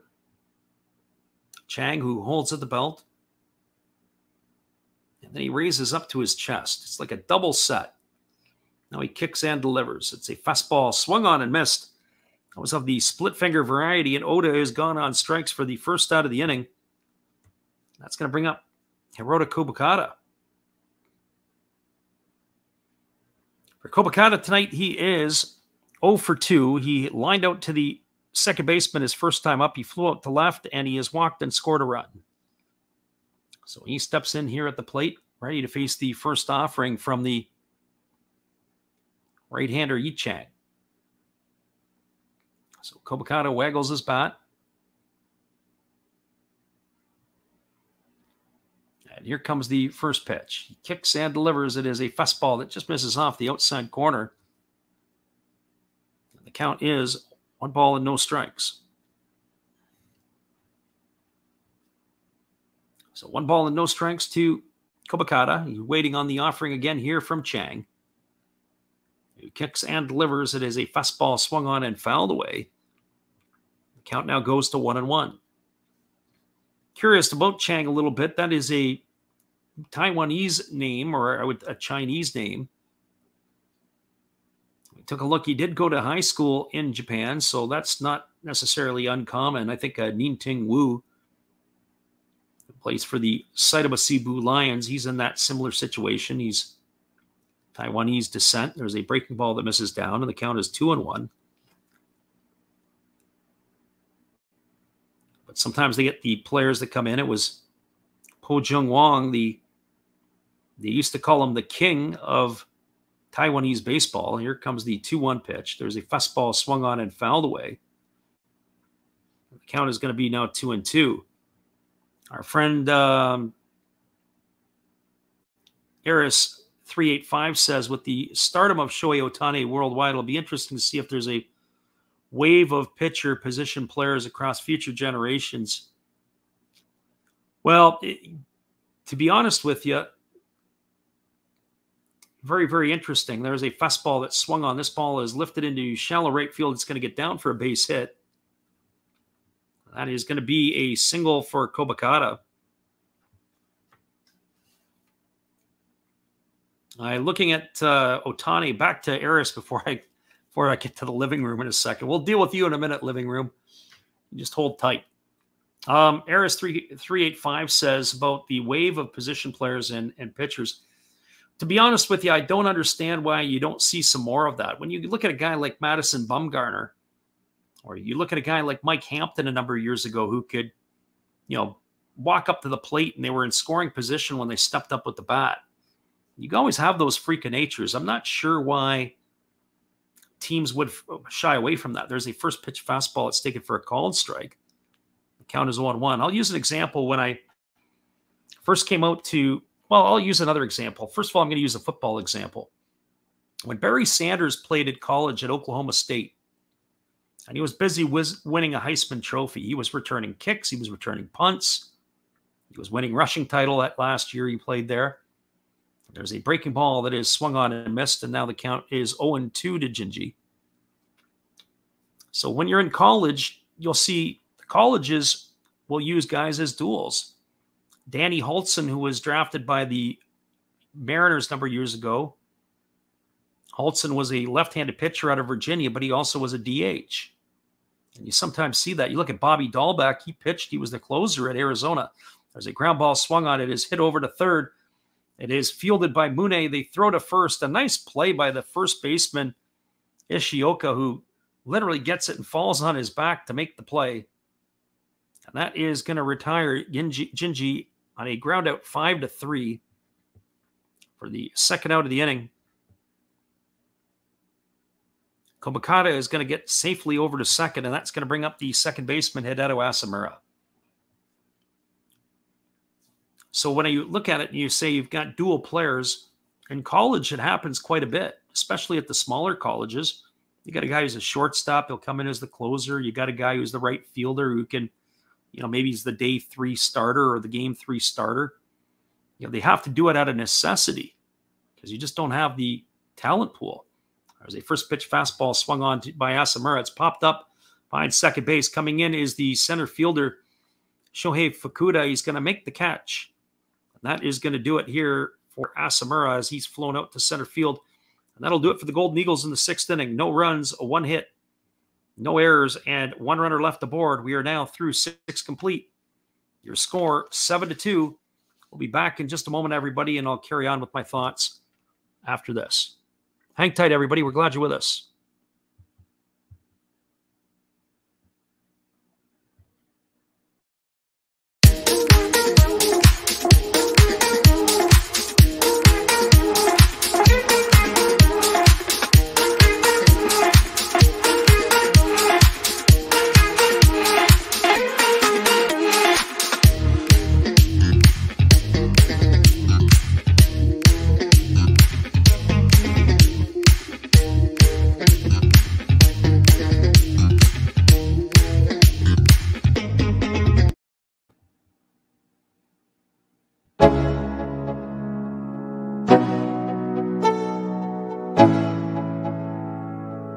Go, yo, I'm like an addict, ooh, I gotta have it. I ain't even playing, got a really bad habit. If it moves, gotta grab it, fuse like a magnet. Lose, won't have it till I'm doomed in a casket.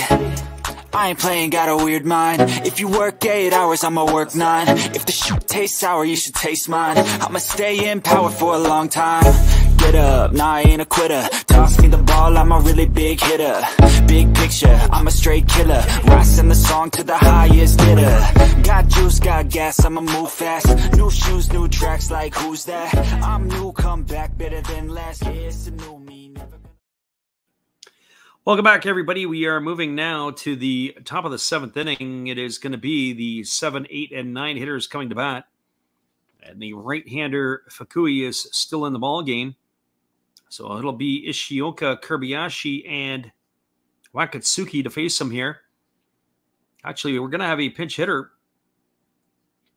So it looks like it's going to be Joe McCarthy to come in. I'm going to have to take a look at that and double check for you. Obviously, that is who it is. Number 14 in the ball game. And the first pitch is a fastball swung on, and this is popped up. It's going to be in the shallow center field. That is going to be retired for the first out. So McCarthy, who steps to the plate, can barely get you the stats on him, and he is done. He was in the lineup last night, but that is going to be, he's replaced Ishioka, and that is who's probably going to play first base in the next inning. So McCarthy is retired for out number 1, and that'll bring up the shortstop Kotaro Kobayashi. For Kobayashi tonight, he is officially 1 for 3. He singled and knocked in a pair of runs his last time up. He's also grounded out and flown out. And here's the pitch. It is a first pitch swinging. Grounds the ball to the shortstop. And that is fielded by Kobakata. He throws to first. And with 2 pitches, We got 2 away here, and the way it works is if you can get a 3-pitch inning here in North America, you get yourself a steak dinner the pitching coach has got to buy. So let's see what happens as Kenya Wakatsuki steps to the plate. He is 3 for 3 tonight. He's got 3 singles. He's also scored a run. So we're in line for a steak dinner if you were in North America. Maybe it would be Wagyu beef. Maybe it's Kobe beef over in Japan. Who knows? Here comes the first pitch, and it's a fastball that misses down, and the count is now 1-0 to Wakatsuki. So 1 ball and no strikes. I was talking a little bit about the pitcher players. So I used the Barry Sanders example where you have to do everything. Sometimes you get to colleges where the coaches say, hey, we're going to run a pro-style program. Well, that's great if you have pro-style caliber players. There's a breaking ball that drops in for a called strike, and the count is 1-1. So I've been in programs where the managers have said, we're not going to hit our pitchers. The question is why? You got the talent, let them do it. There's a breaking ball that misses, and the count is 2-1. But I think sometimes when you're in different regions, when you've had a chance to coach overseas and you're in other spots, you've got opportunities to have to use different resources differently. There's a fastball that swung on, and that is grounded foul over on the third base side. The count is now 2-2. So I used Bobby Dahlbeck as an example. Dahlbeck went to the University of Arizona. He was third baseman, first baseman, but he was also their closer. There was talk when he got drafted into the pros whether they were going to use him as a pitcher or whether they were going to use him as a hitter, because he can sit on 95+ miles an hour from the right side. There's a fastball swung on, it's fouled away right off the mask of the catcher Oda. It's going to keep the count at 2-2.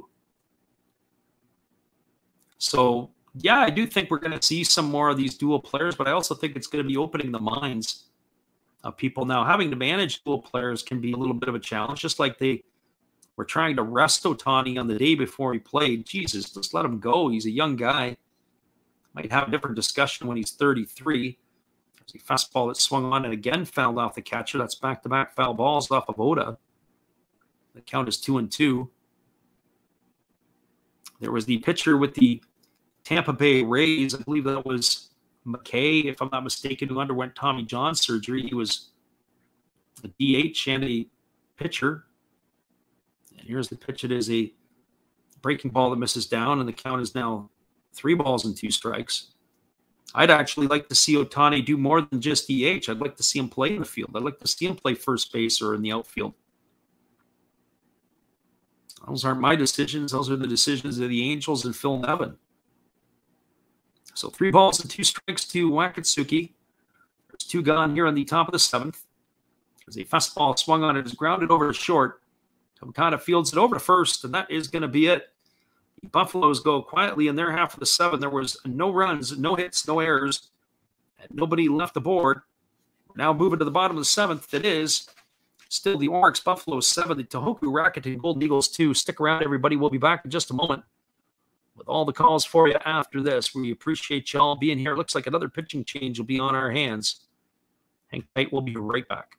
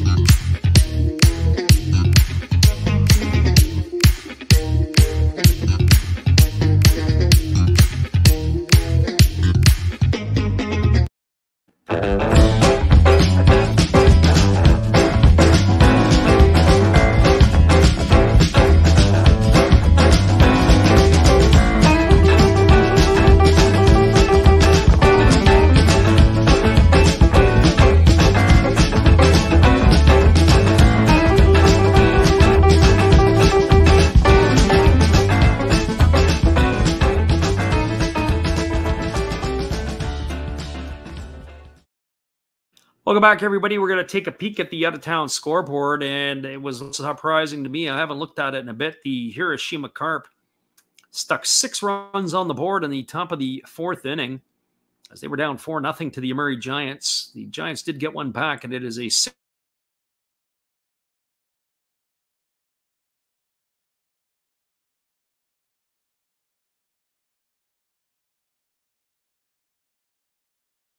6-5 lead for the Carp in the bottom of the 2.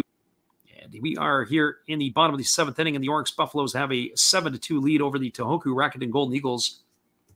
And there is a pitching change, and we'll get you the specs here as Orix has gone to the bullpen yet again, as they have brought themselves in another right-hander.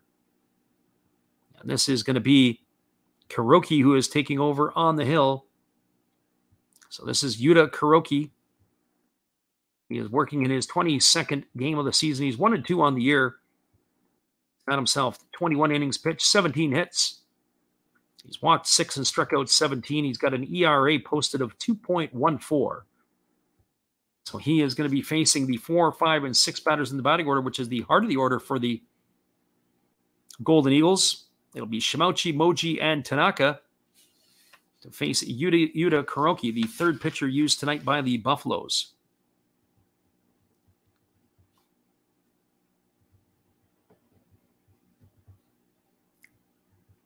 So here comes the first offering. As the right-hander kicks and delivers, it's a fastball that's taken for a called strike, and the count is 0-1. So no balls and 1 strike to Hiroki Shimauchi. Shimauchi waggles the bat.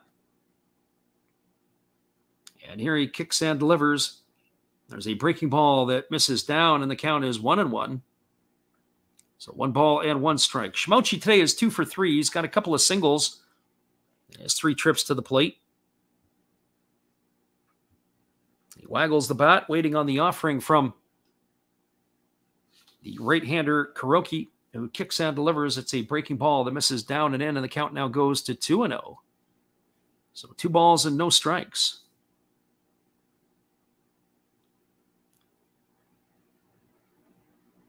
Shimauchi waggles the bat once again, waiting on the offering here from the right-hander, who kicks and fires. It is a fastball that misses inside, and the count now goes to 3 balls and 1 strike. The Golden Eagles need base runners, and they need some guys to pound them home. They have had 9 hits tonight, but they have left a litany of runners, 10 runners on base so far in the 6 innings for the Golden Eagles, lacking some clutch hitting. Here's the 3-1 pitch. Fastball swung on. This ball is hit hard on 1 hop, fielded by the first baseman. And that is going to be Nakagawa, who has now moved over to first. He's going to step on the bag. And Shimauchi is retired. It's going to go down as a ground out to 3 for out number 1. What a great play by Nakagawa. Nakagawa got the start in left field. Check that. Nakagawa got the start in left field, and now he's the first baseman. As there were some changes defensively as we had that pinch hit at bat there in the last inning. So McCarthy's day is done, and Sano is in center field, so they've moved some people around. We'll get to that in a second. There's a first pitch fastball that misses upstairs to Moji, and the count is 1-0. So Fukuda has moved from center to left. Nakagawa has moved from left to first. And the pinch hitter McCarthy was replaced by Sano, who has gone into center field. There is a fastball swung on. This is lifted into shallow left field. Coming over underneath it is Fukuda. He's going to make the catch. It's going to retire Moji for the second out of the inning, and that's going to bring up right fielder Kazuki Tanaka. Or it's scheduled to bring up Tanaka, but it looks like we may have a pinch hitter here. Nope, it is Tanaka. So that answers one of my questions. Tanaka is a switch hitter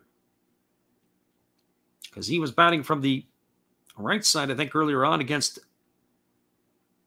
the left-handed pitching Denki Tajima. As I make my notes here, so he's one of the few switch hitters that you see in the Japanese league. There's a breaking ball taken for a called strike, and the count is 0-1. And I say that being domestic players. There are some import players that come over and they hit from both sides of the plate. So here comes the 0-1 pitch. Kick and deliver. It's a fastball that comes up a little bit short. The count now goes to 1-1. So 1 ball and 1 strike. It is just past the witching hour here on the West Coast. We're only in the bottom of the 7th inning. This game here has got a lot of life left in it. We appreciate you guys for hanging around with us while you have been here. There's a fastball swung on and missed, and now the count goes to 1-2. So 1 ball and 2 strikes to Tanaka. Again, waggling the bat now from the left side, waiting on the 1-2 pitch from the right-hander Kuroki, and Kuroki delivers a fastball that swung on and fouled away, and the count remains at 1-2.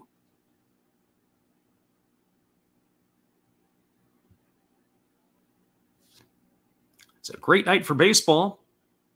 As we said, a great day here, and it's going to be more of it tomorrow night with these same 2 teams. We'll be starting the call at 10 p.m. Pacific. So hopefully you can be here to join us for that one. Here's the 1-2 offering. It's a fastball that just misses down, and the count is now 2-2 to Tanaka.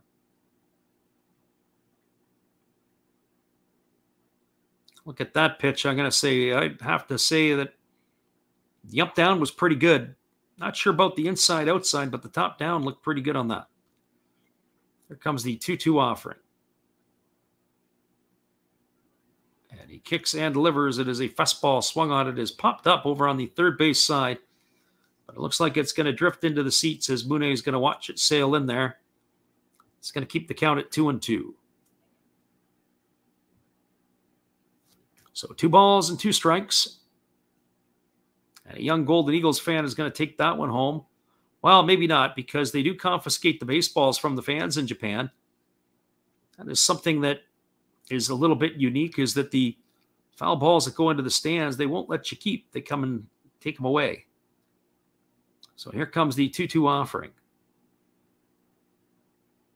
The right-hander holds at the belt, and now he kicks. And he delivers. It is a breaking ball that is swung on. It is lifted into shallow left center field. And coming over, and there's almost a collision as the center fielder, Sano, is going to make the catch. He loses his hat in the process with some communication issues with the left fielder, Fukuda. But that is going to retire Tanaka for the 3rd out of the inning. So for the Golden Eagles in their half of the 7th, there was no runs, no hits, no errors, and nobody left the board. We are now through 7 complete. It is the Orix Buffaloes 7, the Tohoku Rakuten Golden Eagles 2. Stick around, everybody. We'll be back in just a few minutes with the call at the top of the 8th inning. We're moving along here. Here is our friend Steve Rademacher. Hello, guys. Thank you for joining Freddie here on his baseball game. And I'm Steve Rademacher, and my channel is really all about everybody, including all my international friends. We have such stuff as non-sport packs from Canada, the OP Cheese. We have the Greek Freak. We have money from around the world. We have lira. We have yen. We have francs. We have pounds. We have Deutschmarks. We have all kinds of cool stuff like that. We even have some cooler things like Japanese women wrestlers and OP-Chi baseball cards where I cannot read the back. We even have unopened material like the royal family, I know it's backwards, from London, England. Thank you for watching. Back to Freddie. Appreciate you there, Steve. We have a pitching change as the Tohoku Rakuten Golden Eagles have gone to the bullpen. It's going to be Sho Suzuki coming in, as he is going to be the 4th pitcher used on the evening by the Golden Eagles. And so he is taking over. He's going to be working in his 21st appearance of the year. He has got himself 16 1/3 innings pitched. He's allowed 11 hits. He's walked 9 and struck out 18.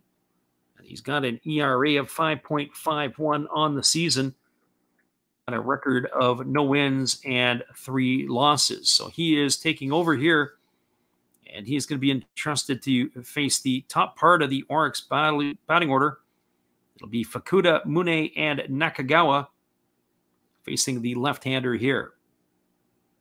So just a couple programming notes. Again, we'll be back on the airwaves again tomorrow morning if you're interested in some Major League Baseball.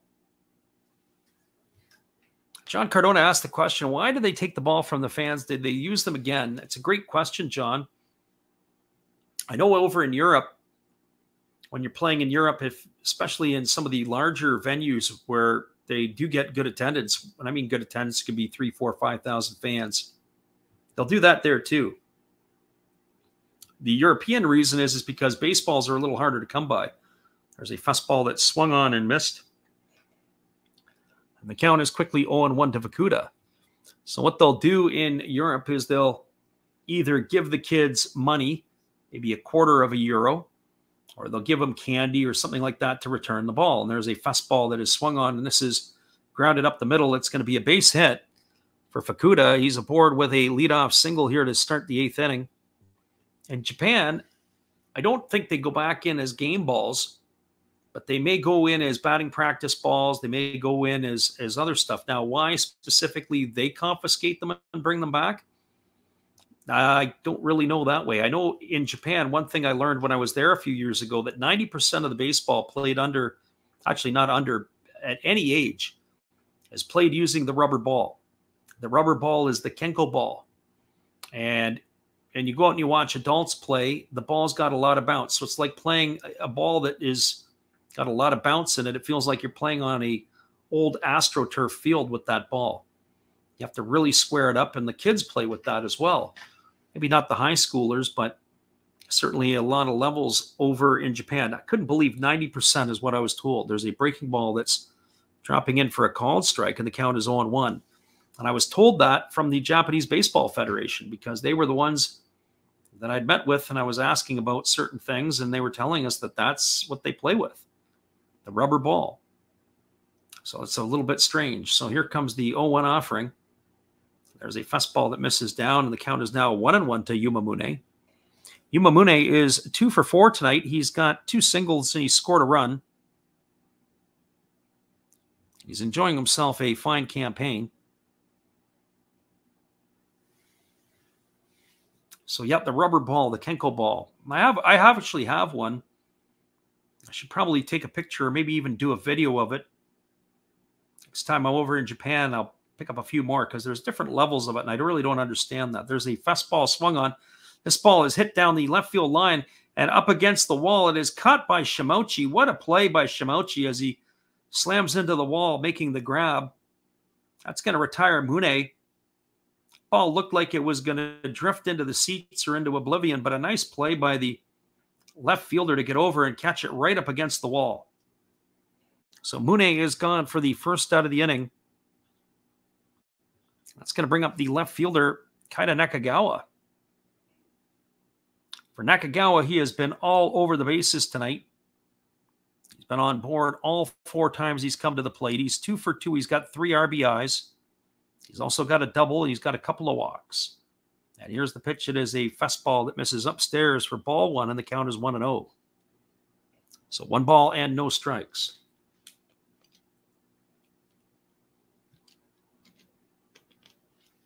I can't see why baseballs would be a problem in Japan. You get into certain parts of the world. I used to know a fellow who was down in the Oceanic region, and he was always saying it was a problem to get balls in Saipan or, in American Samoa, different stuff like that. Want to promote the game. So when he was coaching in areas, if the kids hit a foul ball, their round was over because they had to go get the foul ball. They couldn't lose baseballs. You didn't want to lose your balls because it was hard to get. Friend John says, I heard something about an MLB game. Haven't looked it up. And the announcer said that they used to play with 4 balls for the whole game. I guess that was pretty standard. There's a breaking ball that's missed, and the count is now 3 balls and no strikes to Nakagawa. It is Masataka Yoshida who waits his turn on deck. Well, I remember back in the day, they throw every ball out that touches the ground here now in Major League Baseball, which is kind of crazy. There's a pitch. It's a fastball taken for a called strike, and the count is 3-1.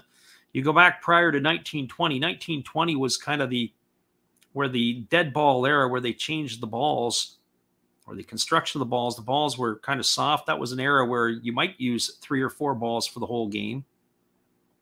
You didn't see the home runs. It was more a different style of the game. They would hit the ball, get it on the ground, get off to the races. Here's the 3-1 pitch. It is a fastball swung on. It is grounded up the middle. Great play by Kobakata. Over to second for one. Back to first. That's going to be an ending double play. It is a 6-4-3 variety. What a play by the little shortstop for the Golden Eagles. And that is going to do it here in the 8th inning. There was no runs on one hit. There were no errors, and there was nobody left aboard. We are now moving to the bottom of the 8th inning. The Tohoku Rakuten Eagles better get something going if they want to get back in this one. It is 7-2 for the Orix Buffaloes. We'll be right back, everybody, in just a moment, and we'll carry on with our thoughts with John Cardona. Hang tight, guys.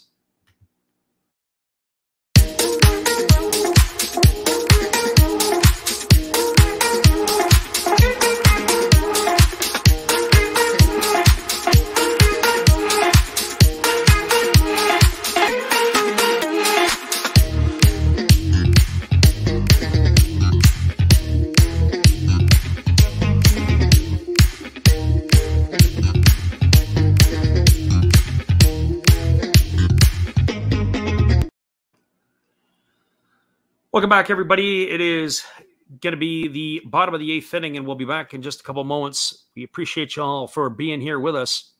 It is a 7-2 ball game. Thanks for sticking it out. We'll see what's going to happen next.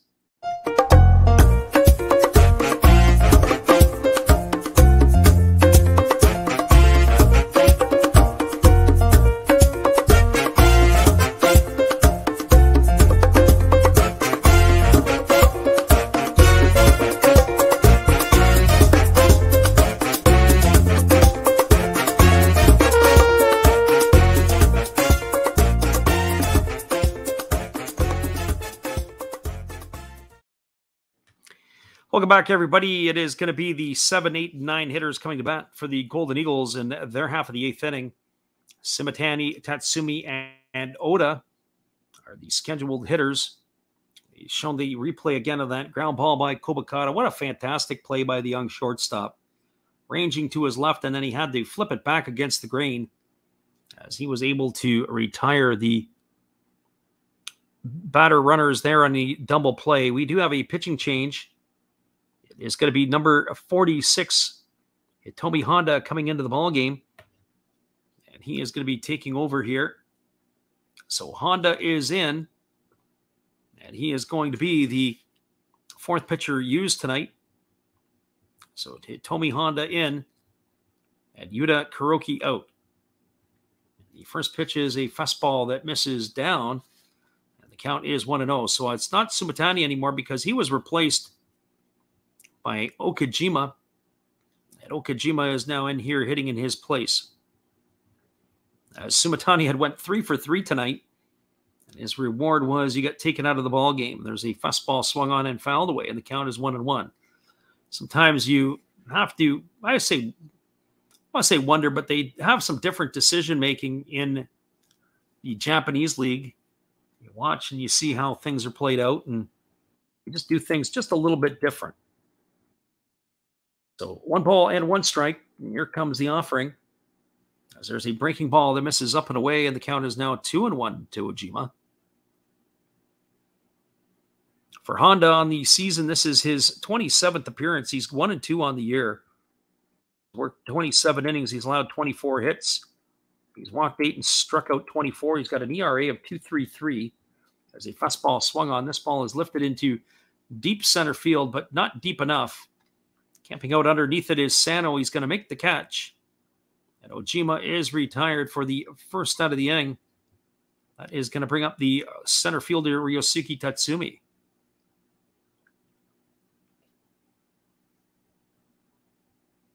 For Tatsumi, he has had a rough night at the office tonight. He grounded into a double play his first time up. He bounced into a fielder's choice his last time up, and in between, he had a sacrifice bunt. John Cardona says, if you look up the name of Robert Cotter, he was an 11-year-old kid during a Phillies game, was arrested for not wanting to give the ball back, a foul ball that he caught. Sure, that would be an interesting story in Philadelphia. There's a fastball taken for a called strike, and the count is 0-1. Our friend Vivid Life has checked in.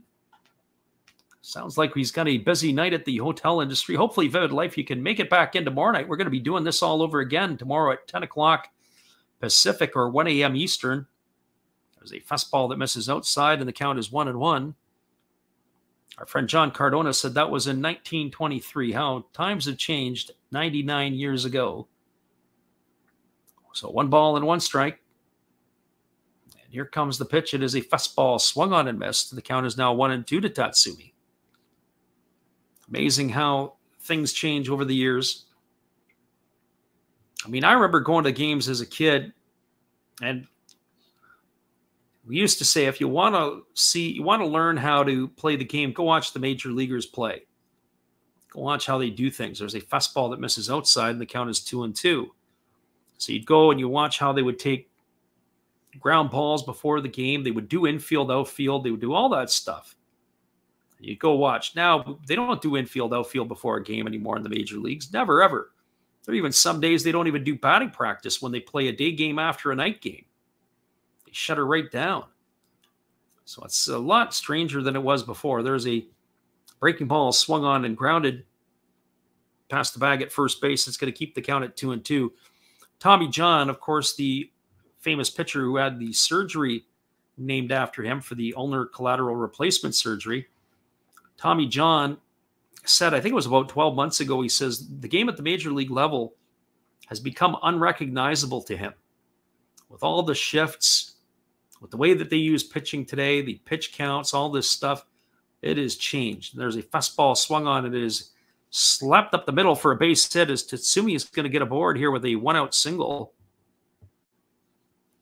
I said the same thing. A friend of mine, when he was a kid growing up in Los Angeles, well, actually he was growing up in Long Beach, and he said for him, he said that was the same thing. Going to the Dodger games, that's where you learn to watch how the teams played. Well, when I take kids to watch play, I say, hey, go watch a college game because those guys, the fundamental skills are generally better. Our friend Eris385 says, I wonder how much the teams selling the game ball, used ball, affects the rate of the new balls or used. Probably not a whole lot, because when you actually think about the stuff, yeah, they make money on it, but at the end of the day, the money that they're making is pittance in the real scheme of things. There's a breaking ball that drops in for a called strike, and the count is 0-1 to Oda. Oda tonight is 0 for 2. He's walked once, and I don't mean that out of disrespect. I think a brand new Major League Baseball, if you went to buy a new one, is going to set you back probably in the neighborhood of about $15-16. I've seen them as high as into the 20s. A game used one, if you're at the stadium, they can command $25-30 for a used ball, even though it's got no significance to it. But the reality of it is those baseballs are, they're kind of, I don't want to say dime a dozen, but they sell 10 or 20 of those a game or 50 of those a game. When they got to sell to make some money. There's a fastball swung on and fouled away. Count is 1-2. Just a couple of notes on this. Just a reminder to you guys, I'm going to call the game tomorrow. I think I'm going to do the Major League Baseball All-Star game on Tuesday night. So I don't know if you guys are wanting to sync your stuff in, and we'll give a call on that. I'm going to call the game on Thursday. I just haven't decided yet, but next Friday and Saturday, I'm going to be in Seattle to see the Mariners and the Houston Astros. There's a fastball swung on it. It's grounded over to short. Over to second for 1. Back to first. And that is going to be an ending double play. It's going to be a 6-4-3 variety. And that is going to do it here for the Golden Eagles in their half of the 8th inning. So for Tohoku in their half of the 8th, no runs, 1 hit, no errors, and nobody left aboard. We are now moving to the top of the 9th inning. It is a 7-2 ball game. Stick around, everybody. We'll be right back. And I got a few more questions to catch up on here, so we'll do that in just a moment. Hello, kids. Steve coming at you. It's Steve Rademacher. And if you like interesting stuff, if you like to laugh a little bit, and if you enjoy collecting, this channel's for you. If you like non-sport cards, we have them. You like pseudo-sport cards, we open them. Even if you like entire boxes of completely pointless stuff or other sports, we have everything here. I drop a different video every day, and there's always a theme to it, from No Filter Friday to Saturday morning cartoons, even Sunday shoutouts. Once in a while, we'll get a little froggy and show Money Money Monday, where I showcase a bunch of my currency. We have Legos, we have Star Wars, we have a good time. We even have my brother on Takeover Tuesday. Be there or be square. Back to Freddie. Thanks again there, Steve. Appreciate you and your support of the channel. And it is now moving to the top of the 9th inning. It is going to be Chi-Hao Sung, who's coming into the ball game to pitch for the Tohoku Rakuten Golden Eagles. I haven't seen much of Sung this year. He seemed to be a staple of our calls last year. But he is going to be in here to get some work tonight. So Sung on in relief, as he is going to be the 5th pitcher used. Just catching up on some of the chat here, John Cardona says he's okay with the shift. I'm okay with it to some degree, but I look at it this way and I say, when you got the shift on, how do you stop the shift? Well, have a better approach at the plate, fix your swing, become a line-to-line hitter, drop a few bunts down. That'll get rid of the shift in a big hurry. So I think that the offense and the players and the demands of the players just isn't there. Like, guys are hitting into the shift, all the rest of that stuff. John Cardona said it was the living room says, who's going to win the Derby? I'm going to go Pete Alonso again. When Pete Alonso won the Derby a couple of years ago, he was making the league minimum. And I think, what did he win? $1 million or $2 million prize? And he basically doubled or tripled his salary for the year. And he's a back-to-back winner in 20 and 21. So let's go with Pete Alonso again, the polar bear. Let's stay hot here. He's got to make a salary somehow because the Mets are not paying the man what he's worth. There's a first pitch fastball that misses upstairs, and the count is 1-0 to Masataka Yoshida. Yoshida tonight is 2 for 3. He's got a couple of singles. He's got a run scored, and he's got an intentional walk to his name. So here comes the offering from Sung, and his fastball swung on and fouled away, and the count goes even at 1-1. Yoshida, Sugimoto, and Adachi to face Sung here in the top of the 9th inning. Our friend John Cardona said, forgot about who got their first home run a couple of weeks ago, and they approached the kid and his parents made an offer for it. He wanted his first home run ball. That happens sometimes. You'll see that there's a breaking ball that is swung on and missed, and the count goes to 1-2. I think it was Miguel Cabrera a couple of years ago. One of his balls, was it the home run ball that he hit that ended up in the stands, and they came and negotiated with the fans. The Tigers did. I know what I'd want if I got a ball like that. I'd probably say, yeah, you're going to have to give me some season tickets for the next 10 years.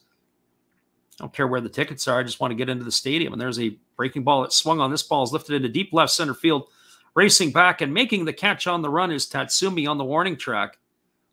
And that is going to retire Yoshida. He sent it a long way, but not long enough. And he is retired for out number 1. And that will bring up right fielder Yutaro Sugimoto. Our friend Eris385 says, Soto turning down the Nats offer was a shock.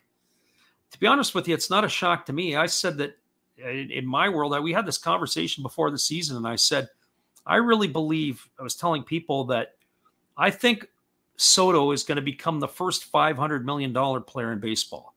Forget the $350 million or the $400 million. He's going to command $500 million at some point in his career. There's a first pitch breaking ball swung on, missed by Sugimoto. Count is 0-1. And the way that inflation is taking over, when you think about it, some of these contracts that they've locked into, that the owners have locked into, they're no fools. Wander Franco, whoever his agent is, needs to be fired. That was a terrible contract for the player. A great contract for the owners. They gave him, what was it, 120 some odd million for how many years? Fantastic offer, or fantastic deal for them. What's $10 worth today, and what's $10 going to be worth in 10 years? Oh, the inflation we're seeing here in North America might not be worth much in another couple of weeks. It doesn't buy you too much. So if you go out there and get a $500 million contract, that might be like a $350 million one today. There's a fastball swung on. It is chopped right in front of the plate. It is fielded by Oda. He's going to have to hurry. He fires to first. And Sugimoto is retired on a ground out 2-3. He's gone for the second out of the inning. Our friend the living room says, I'm a bookmaker. I'll take that action all day. If he's a bookmaker. Well, maybe you got to go down to the, what was that place? The Sitting Bull. I think they got busted for bookmaking once upon a time. So we have a pinch hitter at the plate who's coming up now for Ryo Adachi. I'll have to get the number on this fella. Here comes the first pitch. It's a breaking ball that misses outside. And the count is 1-0. This is Noguchi who has come in to hit. So Tomoya Noguchi in the ball game, and the count is 1-0. There's a fastball that misses down, and the count now goes to 1-1. Noguchi on the season, he is hitting .225. He's got no homers and 4 runs batted in. So he'll come in defensively to replace Adachi. There's a fastball swung on. This ball is lifted into center field. It's going to get down in front of Tatsumi. So Tomoya Noguchi has got himself a pinch hit base hit. And that is going to bring up, for the first time in this ball game, the center fielder. It's going to be Sano coming to the plate. So Kodai Sano steps to the plate as he has replaced Joe McCarthy, who came in as the pinch hitter. Sano on the season's batting .241. He's got a couple of homers and 9 runs batted in. So he is waiting on the first offering from the right-hander Sung, who delivers a fastball. It's swung on. It's grounded through the 6th hole into left field. Shimouchi fields it, so base hits on back-to-back pitches. That is going to bring up the shortstop Kotaro Kobayashi. So Sung, who retired the first 2 hitters in the inning here, has now got himself in a little bit of a trouble, as there's runners at first and second and 2 out. Kobayashi steps to the plate. He's 1 for 4 and a couple of RBIs tonight.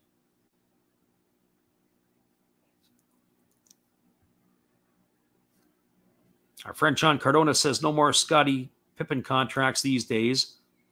Yeah, or Bobby Bonilla, or former National Hockey League goalie Michael DiPietro.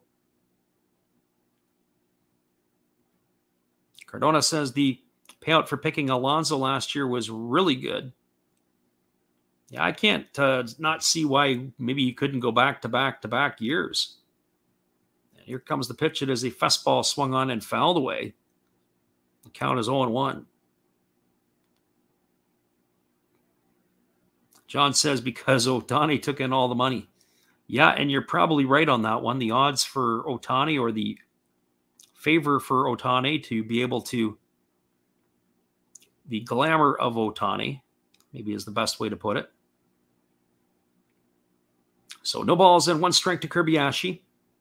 Sung checks the runner at second, and here's the pitch. It's a fastball swung on. This ball is lifted into deep right field.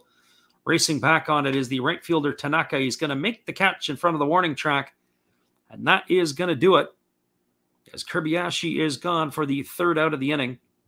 So there were no runs, there were 2 hits, there were no errors, and 2 Buffaloes stranded aboard. We're now moving to the bottom of the 9th inning. It is the Orix Buffaloes 7, the Tohoku Rakuten Golden Eagles 2. We'll be right back, everybody. It's going to be the top of the order coming up for the Golden Eagles. This game is not done yet. Thanks for being with us, and don't forget, we'll be back on the airwaves again tomorrow with the same 2 teams, 10 o'clock Pacific, 1 o'clock on the East Coast. But we'll be back for the bottom of the 9th in just a moment. Hang tight, everybody. This is Steve Rademacher, and I'd like to introduce you to my channel if you haven't seen it before. These are all the things I enjoy: sports, autographs, relics, non-sports Hall of Famers, pseudo-sports, Star Wars. That's my channel name and my name, and I would really appreciate it if you would come check me out and maybe even subscribe if you like it. Thank you for that for now, and back to your ball game.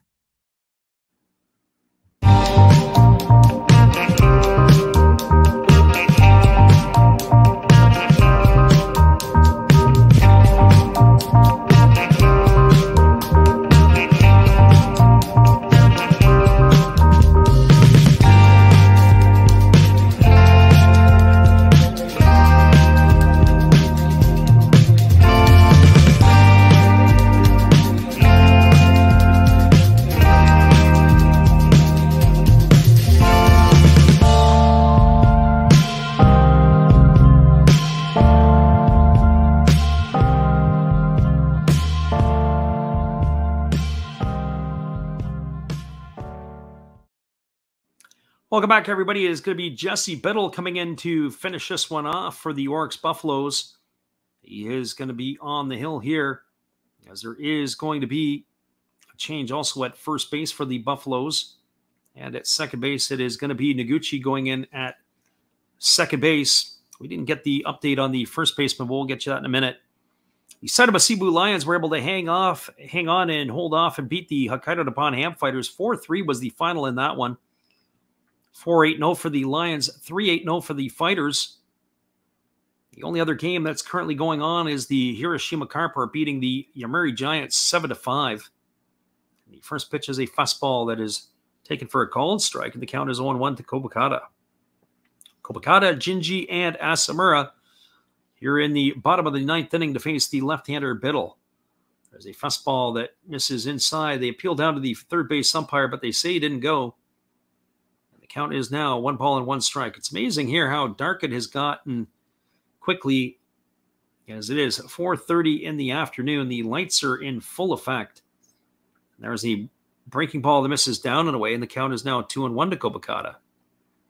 The other game underway, the Carp have scored a run in the top of the seventh, as they have a 7-5 lead over the Yomiuri Giants. There is a fastball that misses down, and the count is now 3-1 strike. It's actually in the bottom of the seventh inning. It is 1 out for the Giants in that game. All the other games are later starts. There's a fastball taken for a called strike, and the count is now 3-2 to Kobakata. So Biddle is not wasting any time. He gets the ball, he gets on the mound, and he goes right back to work.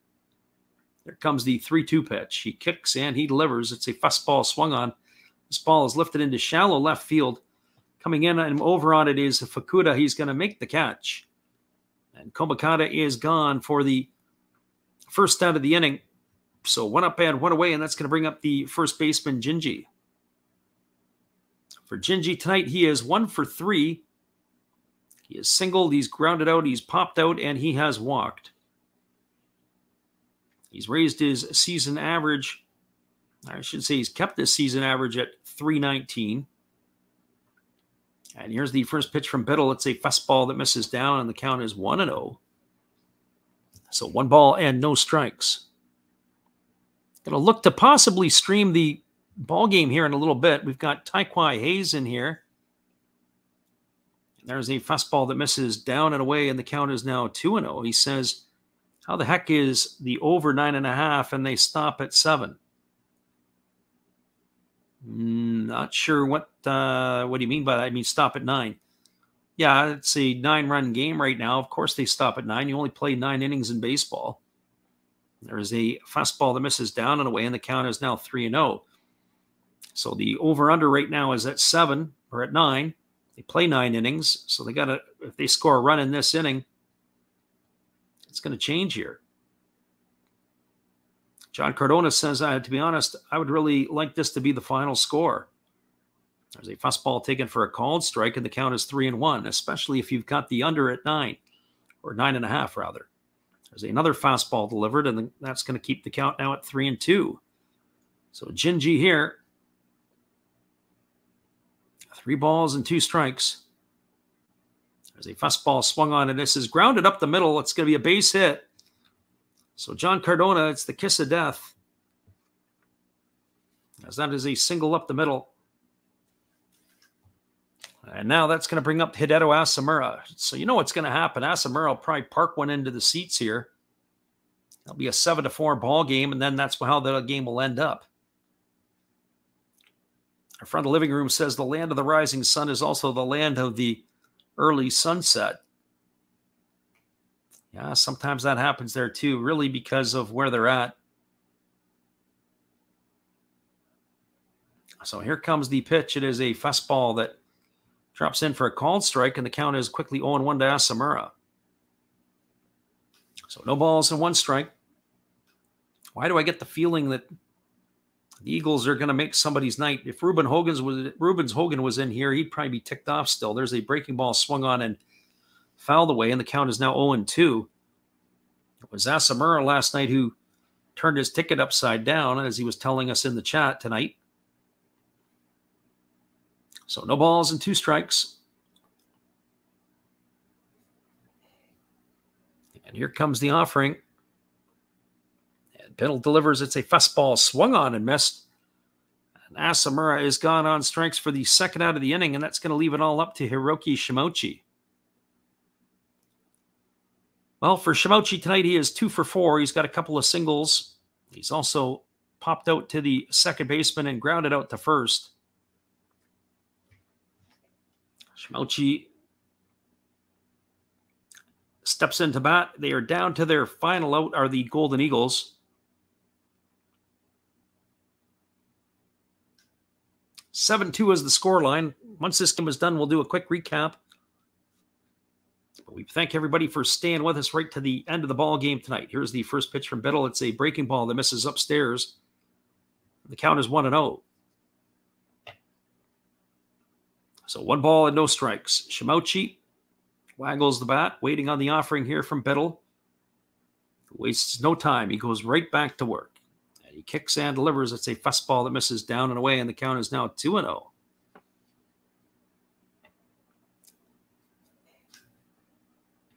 Jesse Biddle had his time in the big leagues. I remember him more with the Braves than anybody else. He was also a Cincinnati Red, if I'm not mistaken, but we'll take a peek into the archives for him. It was an Atlanta Brave where he started. There's a fastball taken for a called strike, and the count is 2-1. Ended up in Seattle. He was with Texas, Cincinnati, and back to the Braves. Yet he won more wins. He won more than he lost. He was 6-1 in his rookie year. There's a breaking ball that misses down and away, and the count now goes to 3-1 on Shimochi. But the knock on Biddle, 62 walks in 103 innings, and he's fallen behind 3-1 on Shimochi here. And here's the pitch. It is a fastball that misses down and away. That's going to be ball 4. Shimochi's got himself a walk. Walks will kill you, especially from your relievers. It's going to put runners at first and second, and it's going to bring Igor Emoji to the plate. And here comes the pitching coach to the mound. Other than to give Biddle a break, the whole infield is in. I think the message is pretty simple. Throw strikes, let them hit the damn ball. Because we can't defend walks. That's what I would probably be saying to him right now. Tired of watching you walk the yard.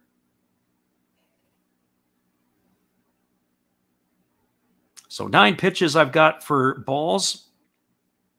And 11 pitches for strikes. 55% not good enough right now. Need to be better.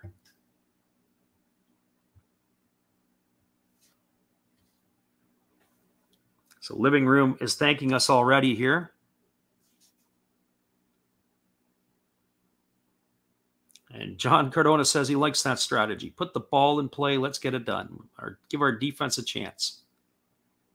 Because the defense for the Buffaloes is pretty good. There's a first pitch fastball that misses down or in. I'm not sure. Pitch that looked like some home cooking going on right there on that pitch. So 1 ball and no strikes. Biddle again checks the runner at second. He kicks and delivers. It's a fastball swung on. This ball is driven to center field. It's going to get down for a base hit. Rounding second and heading home is the runner, Jinji. He is going to score, and that is going to make the score now 7-3. So the fans are on their feet, but the people who had under 9.5 are probably seething right now, as that is a single into center field. Stopping at second base is Shimochi, and that's going to bring up the right fielder. It's scheduled to bring up Kazuki Tanaka.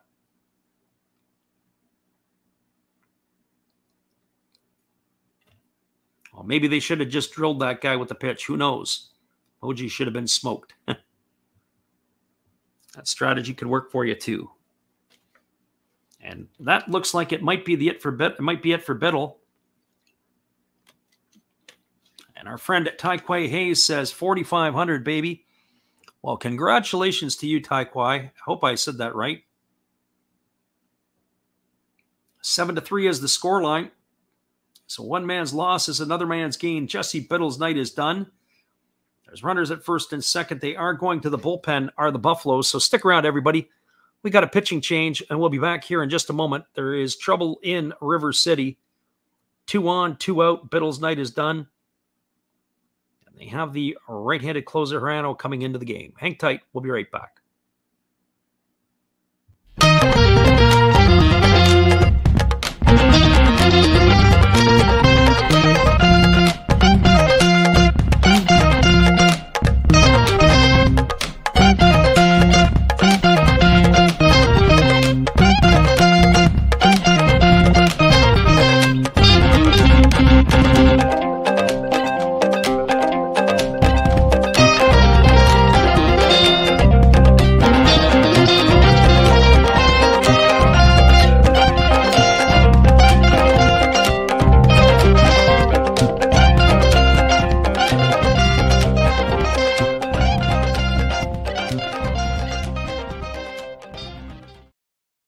Welcome back, everybody, and it is Yoshi Hirano coming into the game. It's going to be his 35th appearance of the year. He's got a record of 2-2. He's got 22 saves. He's worked 33 1/3 innings. He's allowed 15 hits. He has given up 8 walks and struck out 32. But most importantly, he has an ERA of 1.08. He is taking over here. It is going to be Kazuki Tanaka to come and face him, as he's got runners at first and second, with Ojima waiting on deck. So the Eagles are flapping their wings. They're giving their home crowd something to get excited about, as the scoreline is now 7-3 here in the bottom of the 9th inning. Eagles have 12 hits tonight, as the Buffaloes have pounded out 14 of their own. And here comes the pitch from Hirano. It's a breaking ball taken for a called strike, and the count is quickly 0-1. So no balls and 1 strike to Tanaka. Tanaka tonight is 1 for 3. He's got a double and scored a run. He's also grounded out and flown out, but he's also walked. So here comes the 1 strike offering. And here's the pitch. It is a split finger pitch down. They appeal down to the third base umpire, but they say he didn't go. It's going to run the count to 1-1. So 1 ball and 1 strike. John Cardona says, I don't play more than about 5% parlays. Nice hit. He does 95% straight bets. So our friend Taikwai said 7 picks and 750 down. Wow. There is a fastball swung on and missed, and now the count goes to 1-2. Well, everybody, once again, we do appreciate you all for being here. We're going to wrap this up here in a moment once it's done. If it's done, who knows? The Eagles may continue on here for a little bit. As we said, just as a reminder, we're going to be back on 10 o'clock Pacific tomorrow night, 1 a.m. Eastern for these same 2 teams, a rare Monday night Japan game. And there's a fastball swung on and missed. And that is going to do it, as Tanaka is down on strikes for the 3rd out of the inning. So for the Eagles, they make it interesting for the over-under. They got 1 run in the inning on 2 hits. There was no errors, and there were 2 runners left aboard. 12 runners left on board for the whole game tonight for the Golden Eagles. Ouch. Your final score, it was the Tohoku Rakuten Golden Eagles falling to the Orix Buffaloes 7-3. Stick around, everybody. We'll be right back in just a moment to wrap this up. We're glad you guys are with us still. Hang tight, everybody. We'll be back in 30 seconds after this. Hey, everybody. Thanks for checking out the game and Last Raps Baseball. It's today's 0 O'Clock Sports Card. If you like pack openings, baseball, all that good stuff, check us out. Drop a comment on our channel this month to win a mystery pack of cards. All you gotta do is say Last Rap sent you to be entered. And we'll drop a video later on this month announcing the winner. Enjoy the game. Thanks, everybody, for coming back. We're going to just give you a few programming notes. First of all, we are going to be back tomorrow to do the Tigers and the Guardians Major League Baseball tomorrow morning. It'll be Tyler Alexander against Shane Bieber, the pitching matchup. So we'll do that one. It is going to be at around 10 o'clock Pacific time. We'll be on the airwaves. And we'll be back on 10 o'clock tomorrow night, 12 hours later, to do the Same two teams we saw here tonight. It'll be the Tohoku Rakuten Golden Eagles and the Orix Buffaloes. Hopefully you can be there to join us. Finals from around the NPB. We mentioned earlier it was the 4-3 final between the Saitama Cebu Lions and the Hokkaido Nippon Ham Fighters. Hirai got the win for the Lions. He goes to 5-4. Ito takes the loss. He's 7-7 for the Fighters. Taira got his 4th save of the year for the Saitama Cebu Lions. It is in the bottom of the 8th inning. The Hiroshima Carp have now added 2 more in the top of the 8th. They have a 9-5 lead over the Amuri Giants. 9-5-0 for the Carp. 5-9-0 for the Giants. And again, your final score here. The Orix Buffaloes knocked off the Tohoku Rakuten Golden Eagles 7-3. 7-14-0 for the Buffaloes. 3-12-1 for the Golden Eagles. The win goes to Daiki Tajima. He improves to 6-3 on the season. The loss is tagged to Wataru Kirishima. He drops to 2-2. A couple of other notes. We will probably look to add the All-Star game on Tuesday night. So we're going to jump in for that one, as well as we are more than likely going to add one of the games in on Thursday. As we mentioned, Friday, Saturday, we are going to be in Seattle to look at the Mariners and the Astros firsthand. I will have some coverage after that there when I get back. We'll be posting to our channel. So if you're looking for some pitching and all the rest of that stuff, I think John Cardona said, I think it hurt more because I placed under 9.5 after the second inning. So my odds of hitting were extremely unlikely. My live total went to 13.5 when I held my under at 9.5. And our friend of the living room says, absolutely. All right, everybody. Well, once again, we appreciate you all for being here. It's been another Last Raps Baseball video production. We look forward to seeing you again tomorrow night. We call these same two teams for the third game of the series.